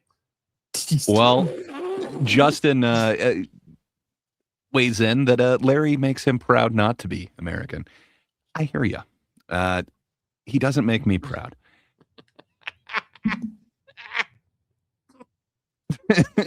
And then Troy also weighs in. Larry is not only a fake redneck, he's also a fake cable guy. As a former cable guy, I can confirm that job requires sleeves. Really good point. That often gets glossed over. Everyone says he's doing the fake redneck thing. He's stealing valor from cable guys. How dare Get her he? done. That's just it went into the American lexicon, man. yeah. It did. He spoke at the White House.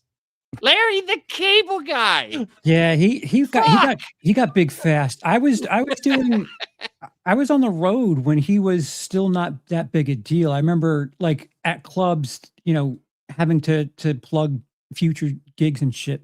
And I'm like, so the headliner's just Larry the Cable Guy, and he wasn't what he was, but it was fast. It was going. It was yeah, going. because he was doing like little rinky-dink clubs that I was performing at. And within like 2 years, he was fucking whatever the hell that blue collar tour shit was. He got big fast. Oh, Nightmares and Nerdscape said 6'7" made it into the American lexicon. Let's not use that. I'm not using it as a grading thing. I'm saying that it's amazing that he's that popular. That's incredible. Well, I'm just saying Carrot Top also made it into there. His name is kind of a punchline, and people understand prop comedy as Carrot Top. But I feel like Carrot Top's kind of like he's like this.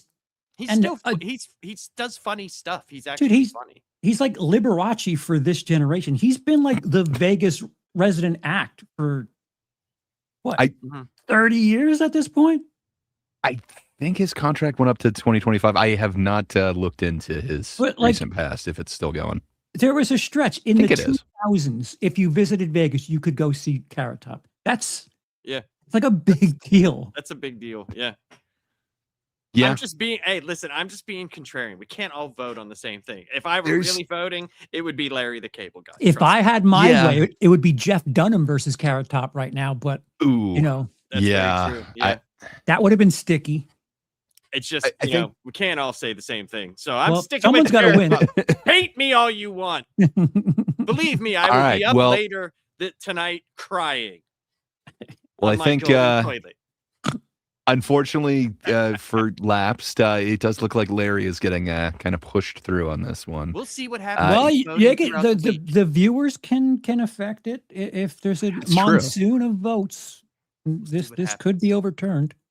It's true. If you need this overturned, please comment after the video or go to the comment section during the video. Whatever, comment. Not the chat, but the comments. And nobody likes me. They're just going to vote against me. That's what they do. They hate me. They're like, why is here? Why is here? Why is here? Why is here? Is that all indeed. of them? No, there's. We got I think there's two more. So another matchup. I can imagine who the next one is going to be. Yeah. Let's see. But let's see. It is up to random chance. So, well, at this point, randomly, it's these two people.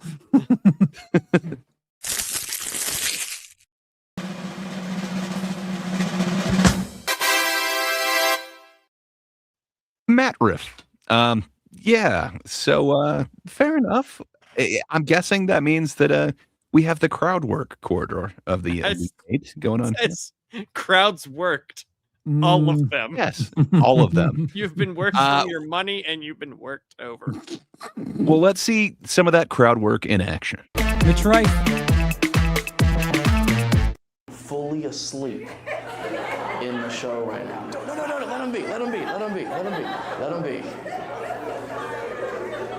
Who wants to jack off on him first? That's Louis C.K. comes down the stairs. He's like, this is my time to shine. Oh, this is gonna be fun. We're gonna figure out something to do to him. It can't be anything illegal, but it should be borderline. Signing his head? I'm not gonna make him worth more.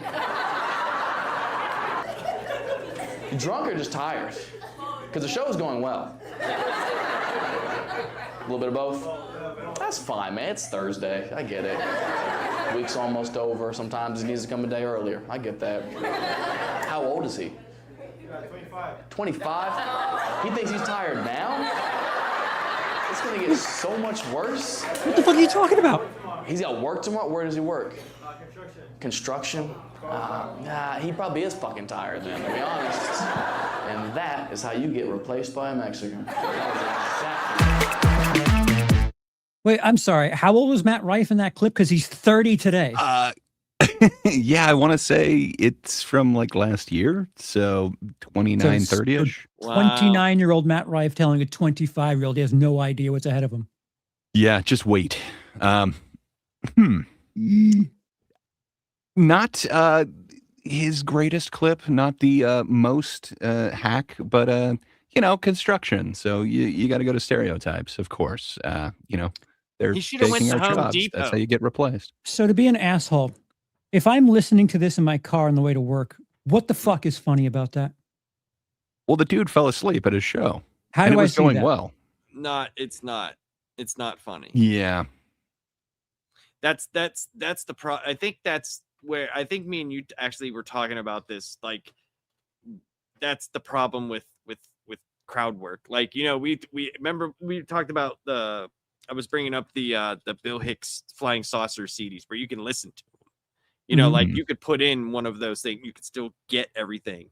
How do you get half of Matt Rife? Right.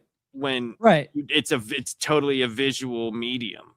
So it's like you have to be that committed to seek out Matt Rife comedy. Right. I see, and I get it. I get people love him. This is something of a purism thing for me because, I can listen to a Kevin Smith movie because he's just so descriptive. His dialogue is just so heavy, but visually he doesn't really give you much. But it is the craft of film. You want to be able to see things and evoke emotion from images. So Kevin Smith, not exactly the greatest for film, but for stand-up, I don't mind listening to his 1 hour things where he's just telling stories about how shitty Bruce Willis is. Yeah. But I get, people man. in the film industry saying yeah, he's not doing, a very important part of the craft. I can't Except help once, Donkey Show.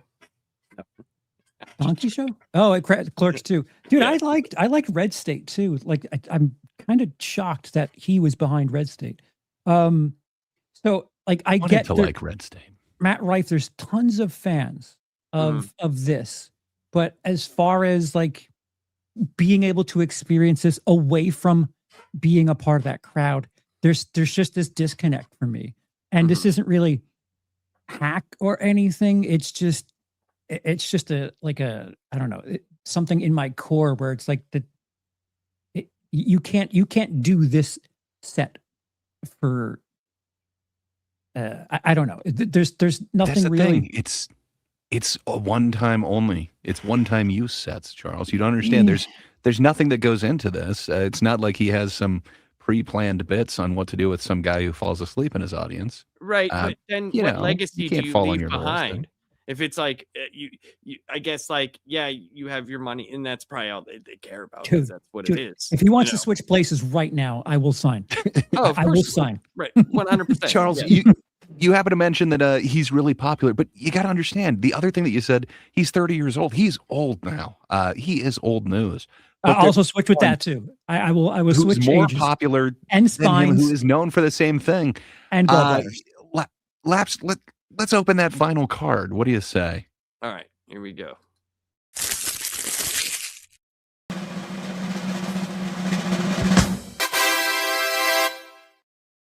Dun dun dun. So we got Morgan J. So while he is more, like TikTok famous or whatever, looking at both of their social medias, it seems like Morgan J is getting a little bit more play these days. But how could he not with bits like this? Yeah. Oh. I like, what is this, bro? We booped him. Oh my God. He booped him. We booped him. We booped him. Bro, are you excited to be here? Or are you just really fucked up right now? Yeah. All right, my guy's fucked up. Let's take a look at these fellas' feet over here. We got these fucking feet over here. Look at this shit. Look at this, bro. Look at this. Look at it. Look at these fucking dirty ass feet, bro. Oh shit. Take them off. Take the socks off.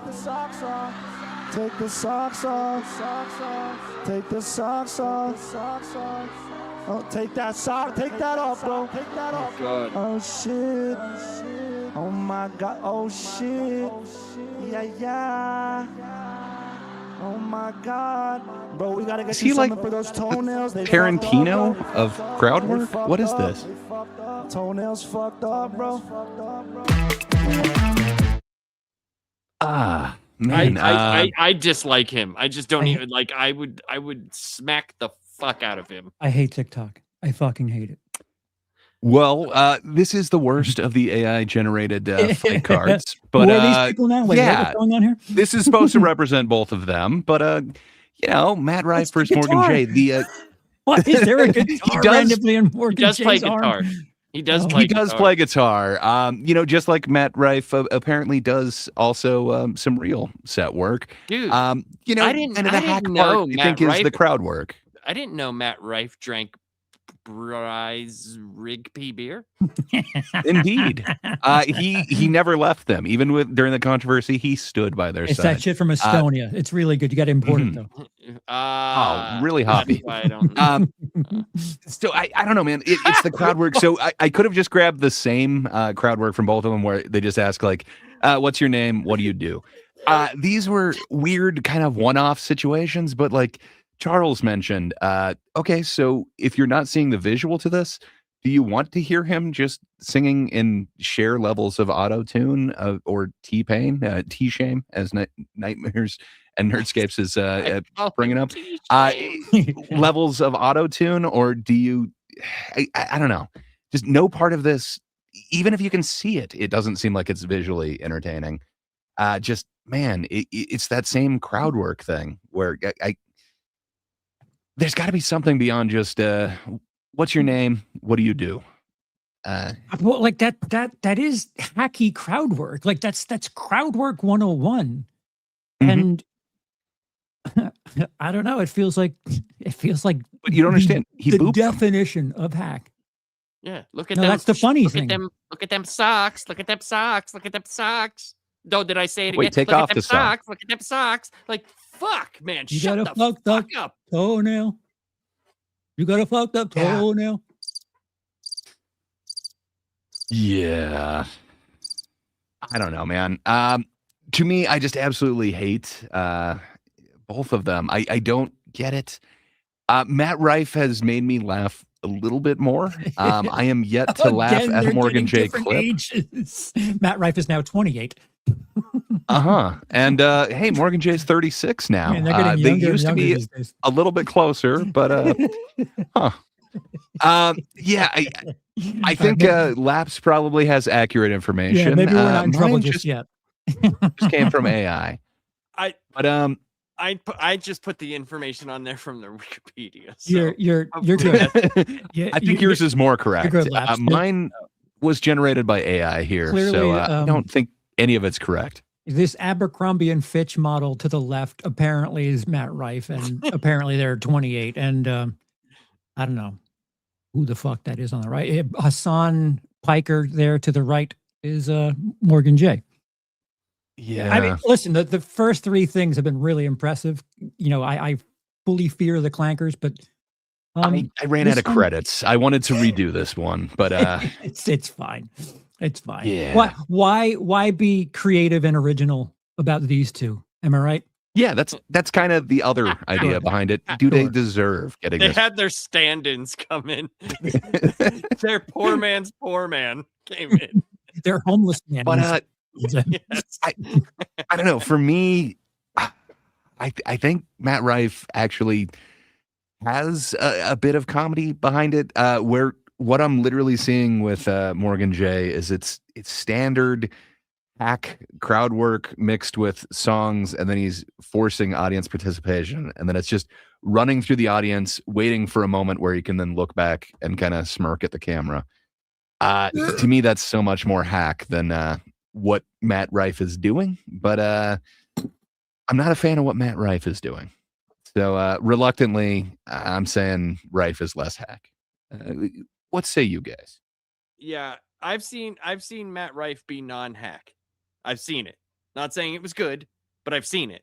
I have never seen anything Morgan J do that isn't awfully hacky.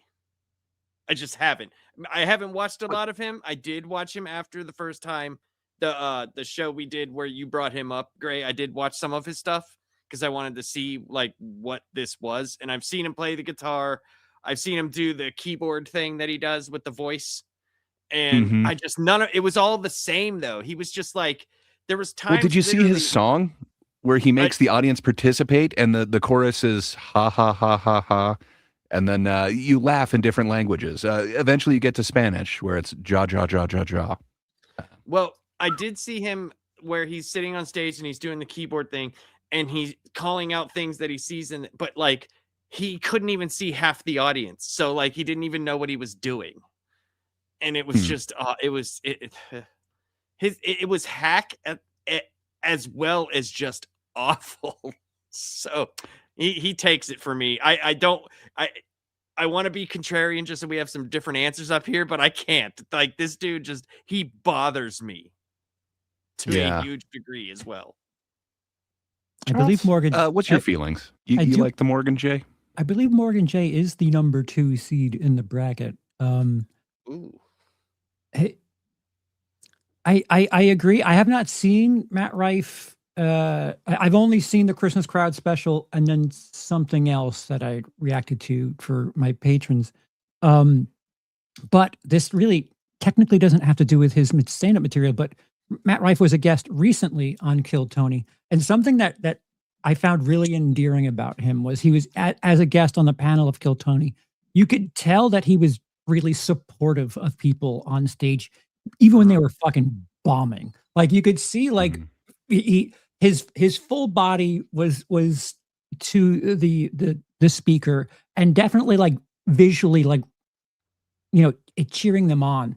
And I find that incredibly endearing because everyone knows that the material was awful, and he was being supportive there, and we've all been there at one point, and for him to at his level still have the wherewithal to be like that it's a good dude thing to do.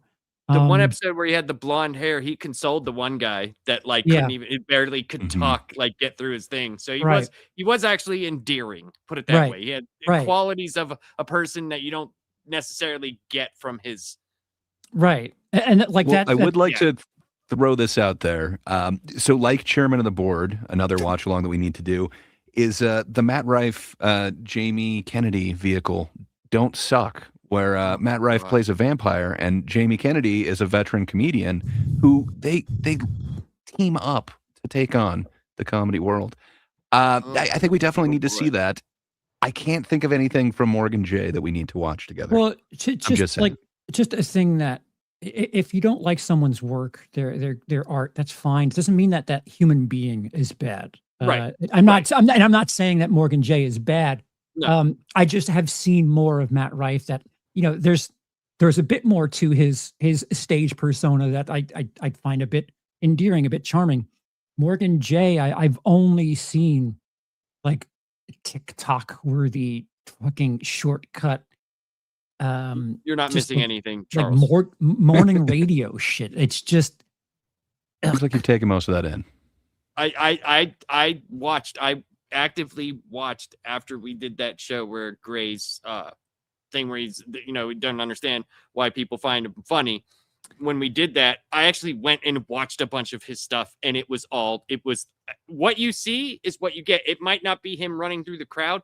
He's doing the same thing on stage, just with a guitar or with a keyboard or with a this. It's the same shit, dude. So what I would say is, if I was emceeing, on a weekend show, if you're not doing Thursdays, on a weekend it's 2 Friday, 2 Saturday. Sometimes it's 1 and 2, but I would be absolutely fucking miserable emceeing a Morgan J show, because you're the first one up, you're the last one off. You got to sit through. Well, you don't have to sit through the entire show, but you've got to be there to close the show. After one performance, I would be angry. And even if, you know, I could speak on and focus on something that's happening in the crowd, but I don't have the fucking the auto-tune thing. Matt Rife, if he did crowd work and I was emceeing a set of his, there's something that I could probably work around it and get to. And you know, because it's a different experience, the crowd work, each crowd, he'll have something different to happen. At least it'll feel less redundant, where Morgan J, it's just going to be it's just the auto-tune thing. And if I had to guess, he's not doing a 45-minute set. He's doing like $110, and those suck. And when you're not happy. Rife does have regular material, and then it's like the last like 25% of his show is the crowd work. Yeah. So at least he has like stand up that. Well, okay. So he says, right? And at least even if it's 50-50, at least there's a portion where he has prepared material where I've just seen nothing but that from this dude. Even him on stage, it's still the same thing. It's just, here's my different instrument, here's my different vehicle to bring you that particular same shit. Yeah. Yeah. It's Morgan J from me, and it's not particularly close, if I could be honest, and I'm kind of ashamed that it's really not close. No. Yeah, I don't get it, but I totally see what is very hack about it. So yeah, I completely concur. Morgan J from me. Yeah. Lapser? Morgan J. Yep. And Whitney, I think I've made all the points that I can make about it. I've looked at this. I went and I was actively seeking, because like you're the guy that, you know, like I know who watches more comedy than anybody I know. So I was like, all right, I'm gonna, you know, he brought this up and it was real bad, and it was intriguingly bad. And then the more I watched, I was like, oh yeah, it's not intriguingly bad. It's just annoyingly bad. And hack. I really wish I was working again, Greg, because I would drag you to like just, I don't know, maybe a month of doing road work, and just to see how you would put up with it, and if you would still be like, well, to be fair, after seeing these people fucking 3 times a weekend, where it's like, oh, fucking shoot me in the face. I'm dying to know if you had to live it, would you be as favorable, as soft on the art? I think I could say this might be the one time, at least with Morgan J, where I wouldn't see a white knight chess piece appear. No, not at all. I think I would be white knighting something of Matt Rife if we were all in agreements there, but man, there is nothing for me to enjoy in this. He can really fill out an audience of people that want to see this. Good for him. Sure. But sure. And again, like, make that money, you know, if you want to trade, get my email address. Troy is asking, does Rife actually have a dozen little star tattoos, or is that just AI? Oh, sorry, we hit it at the same time.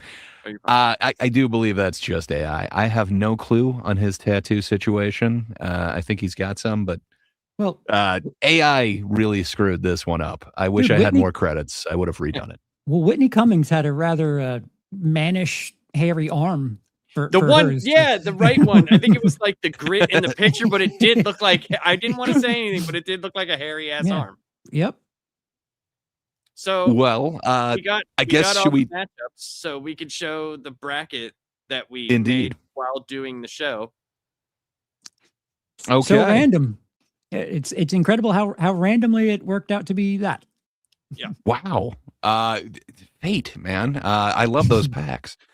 So we had Amy versus Whitney, and it looks like Amy came out quite on top in that one. For now. Then we had Bert versus Rogan, and Bert Kreischer seems to be taking the pack in that one as well. So far. Yeah. So far, again, your votes in the comment section could change this. And then in the lower quadrant of the Elite Eight, we have Larry the Cable Guy versus Carrot Top, and Larry took a unanimous lead, I believe. Sorry, Laps went with Top. My bad. Is Larry like the Cinderella for this so far? Because I think didn't anticipate him going through. I just thought we would say he's a bad comedian, but I mean, who he's been paired up against, there's a lot of hack going on there. He's getting some dream matchups here. He's going pretty far for 11 seed. That's what I was going to say. I think he might be the Cinderella, but Bert and Morgan J to me, I don't know how that is not the finals. But Amy we'll Schumer, have to see. Listen, Amy Schumer, there is a lot of hack hatred to Amy Schumer too. Mm-hmm. So.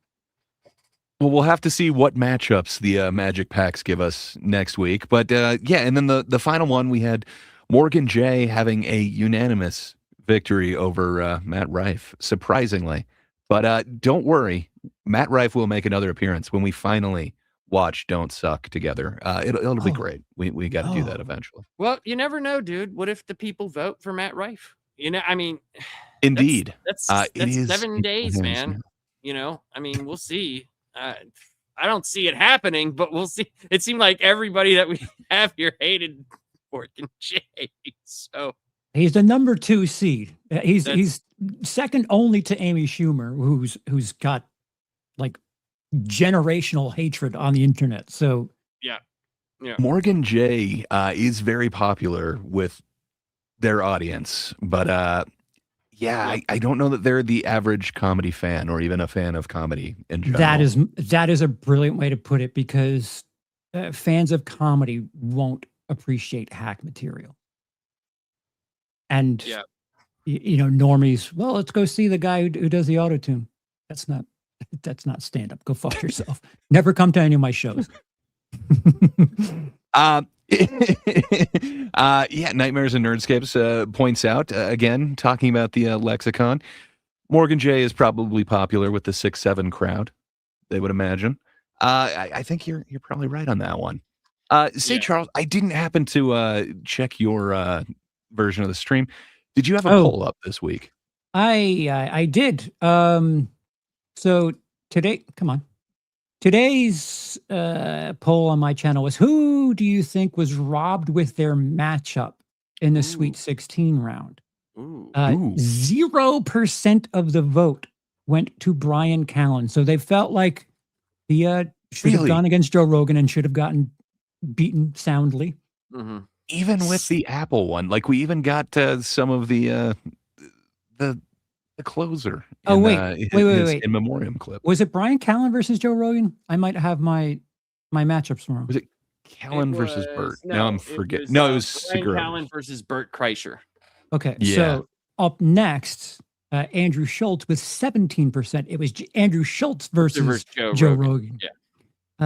Up next after that, with 33% of the vote, Jeff Dunham, who lost to the aforementioned Cinderella, Larry the Cable Guy. And the darling of the chat, Dane Cook, with 50% of the vote, who lost to Carrot Top. So the chat seems to think that Dane Cook probably could have gone further if he had a more favorable matchup in that first round. Interesting. Really interesting. It's interesting. Yeah, the seeding process has done a lot more than I kind of thought it would in this one. And again, that is all thanks to you guys and your votes. You directly determine the seeding in this. So we do appreciate that. I think that the one thing that I've learned based on like chat is Dane Cook and Natalie Cuomo are considered to be hack. That I don't know if I would call Natalie Cuomo hacked yet. Like I think I it's don't know if I'd interesting. call Dane Cook. Right. hack either, Dane man. Cook. Again, it's that internet definition of hack not really being what we understand it to mean. I think it's just this universal catch-all, like, oh, you that sucked, you're hack, or that's cringe, bro, that's hack. I don't know if you're using the word the way we would or the way we understand it, but yeah, it's interesting to see some of the suggestions and like even, I mean, I guess Roseanne Barr was like, I guess Roseanne Barr recently counts, but I don't know Yeah, if I would call her hack.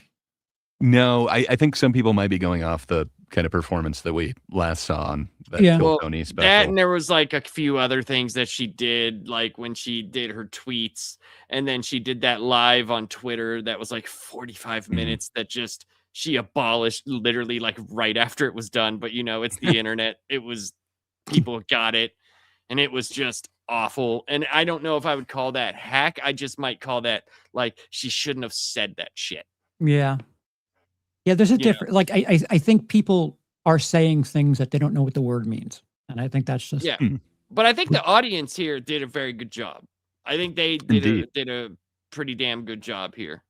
So I think there's a lot of people that were put forward and then advanced because of the seating, just based off of the audience. So, oh yeah, because of these matches, it has. I did not think Larry the Cable Guy would be so far in this one, and seeing who he's up against, man, it's going to be really different. But who knows? The algorithm Troy. must have picked up on the seeds too. Troy. Come on, Troy. hey man, he might have remembered such seating process that happened in North Haverbrook and Ogdenville, and that put him on the map. But randomly, it looks like this is coming to be an interesting Final Four. I'm definitely, I don't know who's going to win it at this point. I have a couple of favorites, but I got to be honest, I had somebody who I thought was going to go a lot further who is no longer in the race. So I'm excited to see where we're going to go, but you need to tell us, where did we mess up? Who should be in there? Who should be that? Definitely let us know in the comments. But Charles, what do you think the people should know about what you got going on this week, sir? Oh, looks like I've stepped in the cat box a little bit and might be doing some drama content.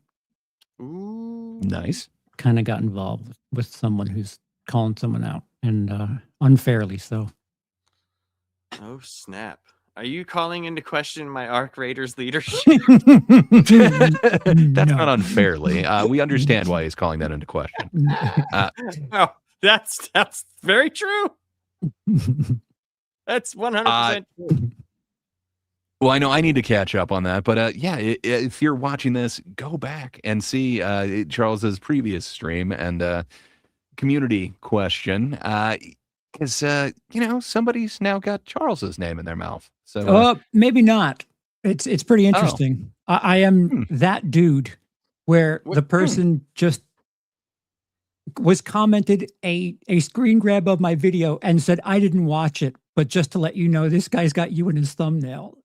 Wait, what happened now? What happened? I don't know what's going on here. Some chick on You TikTok. don't have to say is- names, but just Some what happened. chick on TikTok is trying to make Cody look like someone he's not. Oh, and okay, is okay. not bringing receipts. And he doesn't want me to talk about it, but fuck that shit. I'm sorry.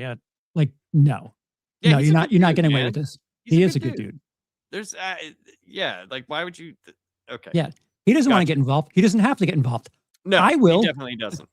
I will. Yeah, you're not beneath that. That is right your level. You know what you should do before you make the video? You should just think of all the little roly balls that have taken their angst out on you. put her And you face go on it. in there with that energy, Charles. That's where you go in with. It does And have the then- same persistence. Like it just never stops. Just where the fuck are these balls coming from? And then Yes. and then what you Yes. do, and then what you do is you remember that I still have less than 500 damage from all of them. and then you go, I am filled with hatred right now. It's just not fair. That's the unfairness. I fucking hate those things, dude. So many balls. They all suck. Well, fair enough. Charles, I will be looking forward to your next foray, your next dip into the kitty litter box. If Just you will. telling truth. Give me receipts because what you got is just missed. Sorry. Lapsed, sir. What do you have going on this week that people should know about? We should have a comic review. I got to talk to Warren and make sure. Last week just did not work out. It just didn't. And then Friday for last panel, we are going to be doing the top 10 panelist Eddie Murphy films. So that's going to be a lot of fun. Yeah. I think Charles is going to have a big hand in that one. And then, well, because it was your idea. Oh, right. Eddie Murphy on Friday. See, I'm sorry. Yeah. We're doing Eddie Murphy top 10 on Friday. Yeah. I just watched Harlem Nights. Nice. Really? So, that's on my list. So I got to see that. And shit, there's like 3 of them right around that time that I need to. We're moving. It's been a fun week going back and looking at Eddie Murphy films. Last week was supposed to be Jackie Chan. We're moving that to not this Friday, but the Friday after. So will be the Jackie Chan night. So that's what we got going on. It'll be a lot of fun. They always are, because Gray's gonna pull some like Eddie Murphy stood at a water cooler while they were filming some movie, and it was the greatest pouring of water scene that ever happened. In this one movie, Charlie Murphy gets the credit, but it's actually Eddie. It's great. Yeah, no, I'm really looking forward to it. No, it's gonna be a lot of fun. I can't wait. And man, I've been reacquainting myself with a lot of Eddie Murphy films, and actually watching some that I'd never seen before. My wife was really upset that I'd never seen Shrek or Shrek 2. So I have not watched those. I can tell you we are doing Jackie Chan. The room's already made. It'll be on the 27th. On the 27th will be Jackie Chan. Yeah, so we will definitely be going over those, and I need to catch up on a few more of those, because I don't know that I got the best of Jackie Chan yet. So I'm happy it's one more week. Justin says Jackie Chan was in Enter the Dragon for 10 seconds. So number 1, he was also in Fist of Fury. He was the actual stuntman for a few Bruce Lee movies.